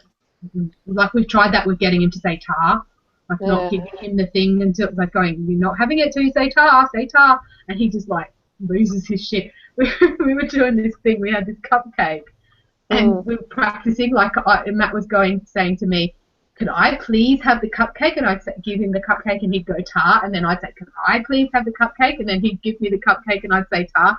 We did it about 3 times. And Xander just looked from one of us to the other one and just burst into tears because it was like, when are you going to give me the cupcake? Just not getting it. And it was not even a tantrumy cry. It was just this like, I burst into tears because you are so mean to me that you're teasing me with this cupcake. I'm part of this family too, don't you know? He was so upset. It was so funny. That's hilarious. Oh dear. And then he gets it, goes, look, I've heard so many people I've heard say they've just like they don't talk, and then suddenly they just won't shut up. Yeah, I'm sure that'll be. I'm sure that next time when you guys all come up for that meet up, I'll be going. He never shuts up. He won't be quiet. He's waking up the baby because he won't be quiet. Oh, that's a good question. Do you guys if I remember correctly, you only had 3 rooms, and one of them's your study. We've got another room, a spare room, but it's full of crap. We have been talking about buying another house. Ooh. I don't know if that's going to happen before the baby gets here now. So I'm stressing. Matt might have to put a lot of his stuff into storage. Because he's got all those Star Wars toys and stuff in all those cabinets and stuff in that spare room. And it's like, there's nowhere to put it. We've been looking at houses. I've been looking at houses for more than 6 months, looking for something. But I don't want to just settle for something that's okay. Yeah. If I move again, I want to move to something that I really, really want. And I feel the kid probably. When the baby's small, it's doable to live in a small space. So yeah. You've got a while. You've got a couple of years really to go before you really have to start thinking about it. So you may as well use the time and look for what you want. Yeah. Now, if we could just buy a house, that'd be really nice. Yeah, and we started talking to a financial planner too and waiting to hear back from him about whether we can afford to keep this house and rent it out or whether we should sell this one or what to do. Selling it makes it another whole issue because then you've got to try and line up timing with when yours sells and when the other one you're buying, goes under contract, and it's like, oh, that's a stuff. Whereas if I could afford to rent it out, even if we didn't keep it forever, even if we only rented it for a while, that would mean I wouldn't have to stress about that. When we found a house we wanted, we could just put an offer in and go, we'll move out and have it ready to rent when we move out. But it's stressing. Renting it is a stress because what happens if we get people who come and trash it? And I don't like decisions. Somebody needs to tell me what to do. Good luck with that one. No, I know. Welcome to being an adult. I know. I don't like this adulting thing. I know. Tell me about it. I want to live in one of my fantasy worlds. Take me to Hogwarts. When you're a kid, you think that when you're an adult, you're going to know what you're doing, and then when you become an adult, it's like I feel like I'm just pretending. I'm just pretending to be an adult, and everybody is fooled except me. And I remember thinking that when I had a baby, thinking, okay, well, I'm a mother now. I have to be all grown up because I'm a mother, and I'll know what the right thing to do is. And now you realise that, shit, my mother probably had no friggin' idea what she was doing either. That's exactly what I was going to say. I've always, like when I was young, and for years, even afterwards, always thought my mum was really, really good with money and knew exactly what she was doing and all of this sort of stuff. Always comes across very, very confident about it. And I think it was just like 2 years ago, I was talking to Mum about stuff, and I was like, oh, God, I'm so bad at this money stuff, Mum. I wish I had your sort of savvy for it. She's like, what are you talking about? I know shit all about money. I'm terrible at it. I cannot save. And I'm like, what do you mean you can't save? You bought a house. You own a property. She's like, yeah, we got kind of lucky with that. I'm like, oh, my God, it never goes away. I'm going to have this my entire life. I'm going to be 70 and still not know what I'm doing. Yeah. I think the secret is working out that everybody actually feels that way. Nobody's got it all together and knows exactly what they're doing, and Yep. Everybody's just winging it. Yep. Not even Donald Trump and his hair. Oh, God, he's probably one of the worst. Yeah. Well, I reckon there are people who know things about certain things. Like, you talk to a financial advisor, right, and you listen to them talking about money and buying houses and stuff. You're like, shit, you know a lot of stuff. And I have to keep reminding myself, just because they know a lot about that doesn't mean that they've got everything together. They happen to know the financial stuff. Yeah, exactly. Like you have, and it can be one of those things that's fluid. You can have one area of your life that is in control and doing what it should be, and then another area that it's like, whoa, what the hell am I doing? Yeah.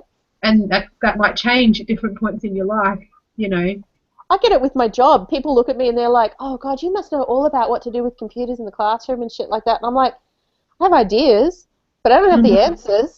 It's all about exploring the new frontier, dude. Yeah. Yeah. Oh, I just remembered something. Have you seen What We Do in the Shadows? It's a movie. It's like a New Zealand vampire mockumentary. Nope. No, I haven't heard of it. I was just watching it just before this hangout, and it's freaking awesome. It's like vampires who've been around for ages who are now flatmates in New Zealand. Jesus, that sounds awesome. Yeah. Are they It's like totally hilarious. ordinary type? Like, do they really downplay it and make them super ordinary? Not exactly. Although they do normal things. It could work like either way, because I'm sort of like, most of the time when you watch vampire things, like I'm thinking Underworld. I think it's Underworld, the one where she's from that culture and stuff, where they're all super intense vampires who have history, like Anne Rice type history on their vampire backgrounds and all this sort of stuff. I'm thinking, when you've been around for that long, it probably gets a lot more ordinary, a la Only Lovers Left Alive, where you're just into your thing and you do your thing, and it's every day. Oh yeah, they do that, but it's really funny. It's got this mix of different vampires. You have the one who's very Nosferatu kind of vampire, who's just like the really old vampire who just like scares people and stuff. So then you have that like the rock star vampire, and then you have this one who's like so optimistic about everything. I love that guy. He's named Viago. And then the other guy who's just a seductor, and he has his own torture chamber, but he's like, yeah. Okay. It's really hilarious. Link on the LUD page, please. I will. I haven't finished it yet because I think I was towards the very end when it when the hangout started. Okay. But I'm gonna go back to it when we're done. Awesome. Sounds really good. Have you guys been watching the New Adventures of Peter and Wendy on YouTube? No. I've been meaning to. Well, it's a web series, Kirsten, in case you don't know, based on like Pride and Prejudice with the Lizzie Bennet Diaries.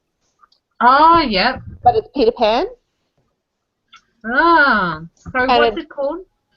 I think it's the New Adventures of Peter and Wendy, but I could have it wrong. Oh, yeah. Actually, if I type in the new Adven, it's the first thing that comes up. Good. That's all I had to type into YouTube, that new Adven, and then that suggested it. I'm like, wow, that must be pretty popular then. It's really fascinating because we're into season 2 now, and I'm actually rooting for Hook. It's weird. Because they've shifted it into an adult environment rather than being kids, it sort of really changes your perspective on Peter Pan. But totally worth it. I will have to try that out because I'm always looking for new web series ones because it's something I can sort of watch that's quick and... Yeah. But it's still a good story that engages you and things. Yeah. I'm actually really disappointed. I've got so few at the moment. I usually have like a couple of them running, and at the moment all I've really got is this one. I'm like, is it that there's not much about at the moment? Not much about that. Yeah, maybe. Because like I was watching for a while the Carmilla one, which was all right, but it went into season 2 and it just didn't work anymore for me. Did you see the Carmilla one? I haven't been watching any web series lately. I've just been watching just funny short videos. Man, I actually did do up a doc of like web series I would want to watch, but then I lost it, and I was like, oh well. Well,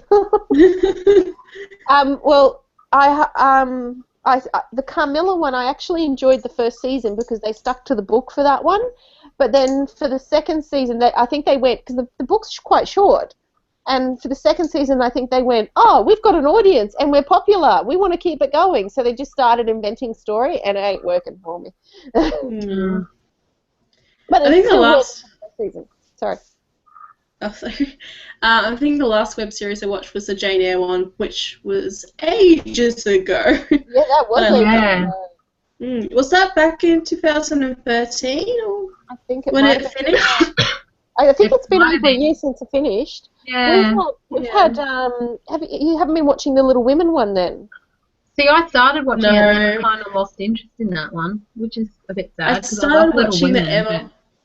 I liked it. It wasn't as good as some of the others they've done, but it also wasn't done directly by Pemberley Digital. Somebody else was doing it, and Pemberley Digital sort of acquired it to publish it. So the quality of it I don't think was quite up there, but I enjoyed it well enough. But I'm a bit disappointed with where they left it, but then I don't know how they couldn't leave it there either. Because Hmm. you know how between Little Women and Good Wives, there's a big time jump. Yeah, I don't think I ever read Good Wives, actually. I still haven't read Little Women. Oh, really? Oh, Yeah, well, I've been meaning to. yeah. It is it is on my Kindle, so Buddy read. yeah. Although We we should do never that. did a hangout for Sherlock Holmes. Oh yeah, we didn't. I just read it and then there was no discussion. Well, there was discussion between you and Georgia, somewhat. Well, we had some, but I posted like some questions, and then we just it sort of seemed to fizzle. So Yeah. I left it be. So I didn't like it that much though, neither so did that's I want to try the next one just to see whether or not it was just a fluke on this one, but yeah, it wasn't that crush up. Better watch Sherlock and Benedict Cumberbatch. I just got cranky that they moved to a completely different story in the middle of the thing. Yes, that's exactly. And I was what like, I just want Watson and Sherlock. Give me Watson and Sherlock. Oh, have you seen Mr. Holmes with Ian McKellen? Not yet, no. Yeah, I saw it a weekend or so ago, and it's pretty good. It makes you cry a little bit. So, yeah. But if there's no if there's no Watson, it won't be the same. Oh, he's got someone like Watson, sort of, in this. But I don't want someone like Watson. I want Watson. But it's a kid Watson who's awesome. Okay, all right, fine. Look. I'm I'm doing. just making you watch it. No, I want to watch it, and I will. I just we're doing a thing at the moment to save money where we're trying not to go to the cinema unless it's something we really, really, really want to see. So, because we were going every second weekend-ish to see a movie, and it costs because you usually eat out as well, and then you buy food, and it was costing a whole heap of money. So we're like, we can watch movies at home. We can wait till they come out and watch them at home, unless there's something we really just I went and saw Inside Out because I was like, I've got to go see that. Oh yeah, I really want to see that. It's really good. But yeah, so in that one hasn't come up as one that we'll go see at the cinema. So Yeah. I'm waiting for The Man from U.N.C.L.E. The Man from U.N.C.L.E. I've been wanting to watch it for months since I saw the trailer. It's like a spy movie set in the 60s that looks funny and awesome, so I want to see that. It's coming out this Thursday. Okay, that's good. I was like, Russians and Americans, of course. That kind of spy movie, I gotcha. Well, they're teaming up together, which is even better.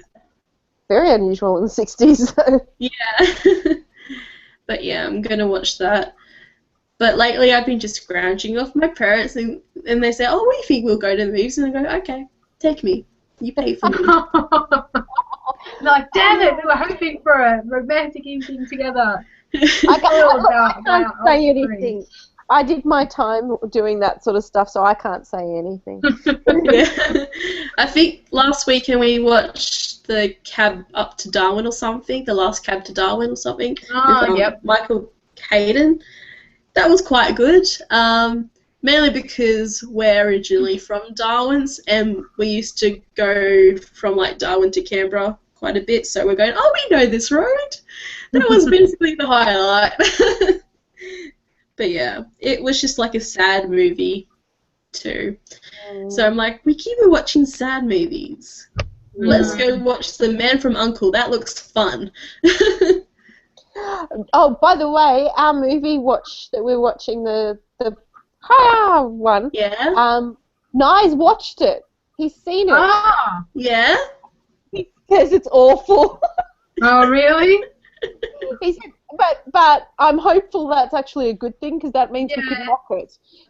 Yeah. Because I It wasn't the best movie, but I haven't done a lot of talking. Yeah. Yeah. It wasn't the best movie, but I found it funny. I don't have much to say when I haven't seen the movie before. Yeah. But then I also it can also be a bit of a balance thing too. Like sometimes when you've seen it that many times, there's nothing to say either. Yeah. I just want to discuss it with you guys because it's just so out there. Yeah. So. Look, if nothing else, we'll be able to like do comparisons and talk about little monkey magic facts and things like that. So, and then mock it. I don't remember Monkey Magic that well. I remember watching it as a kid, but I really don't remember very much about it. Was that in the 90s? Monkey Magic? 80s. 80s. Well, before me. Actually, I haven't heard of this thing before. I'm just Oh, trying you to think, haven't actually, heard of Monkey Magic? You should Google it. It'll be on YouTube, surely. it's on YouTube. You can watch like a couple of episodes. It's worth it just for the funnies. Was it just an American one, or was it? No, it was a Chinese TV show that was dubbed. And dubbed. you know, That's good. Yeah, you know how people do that thing where they do the I can mess you up. Would they do that? Yeah, That's also making Yeah. that. Yeah. The only kids shows that I watched when I was younger was Round the Twist, because that was amazing. I actually, because when I was in primary school, especially my last 2 years in primary school, I had a couple of friends who were Asian, like really Asian, like had recently come over, kind of, and so for our end of year performances that we did, they actually got one of those Chinese productions that they do where they do like this elaborate story and everything, and we adapted the whole thing. Oh, wow. Filmed it in front of the school. I had to dress up as a soldier and do a ballet thing. Oh, You could man. have better than me. I remember in one of the primary school productions, I had to play a frill-necked lizard.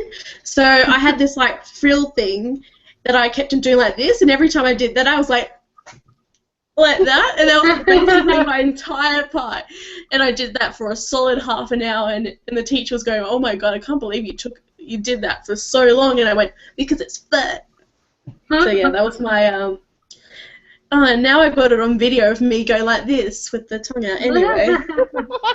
Yeah, we're being recorded.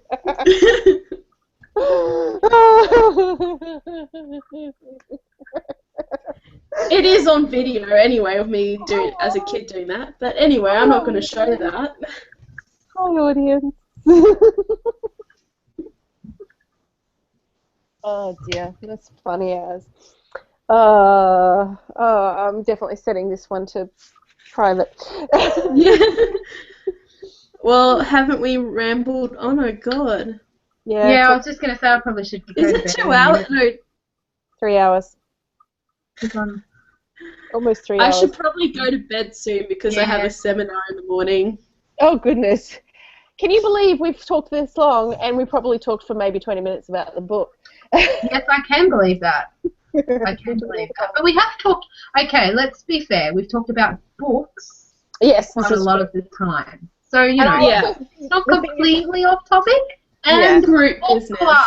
So part of our book club is talking about other books, not just the book of the month.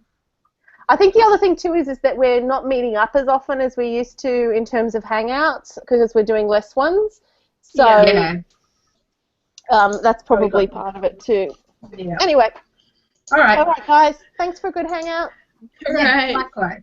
I'll See see you you guys next time. next week. Next week, I think yeah. we Next week, yes. Yeah. I will try to finish Never Let Me Go. I'll try and watch the movie before then. I don't know if we're Oh gonna- yeah, got to watch the movie too. Completely I saw forgot it at the about that. movies when it came out.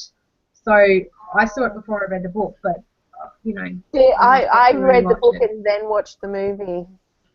Mm, It's going to be interesting to see what people say about that. All right, guys. Yeah. yeah. Night-night. Okay. All right. See ya. Bye.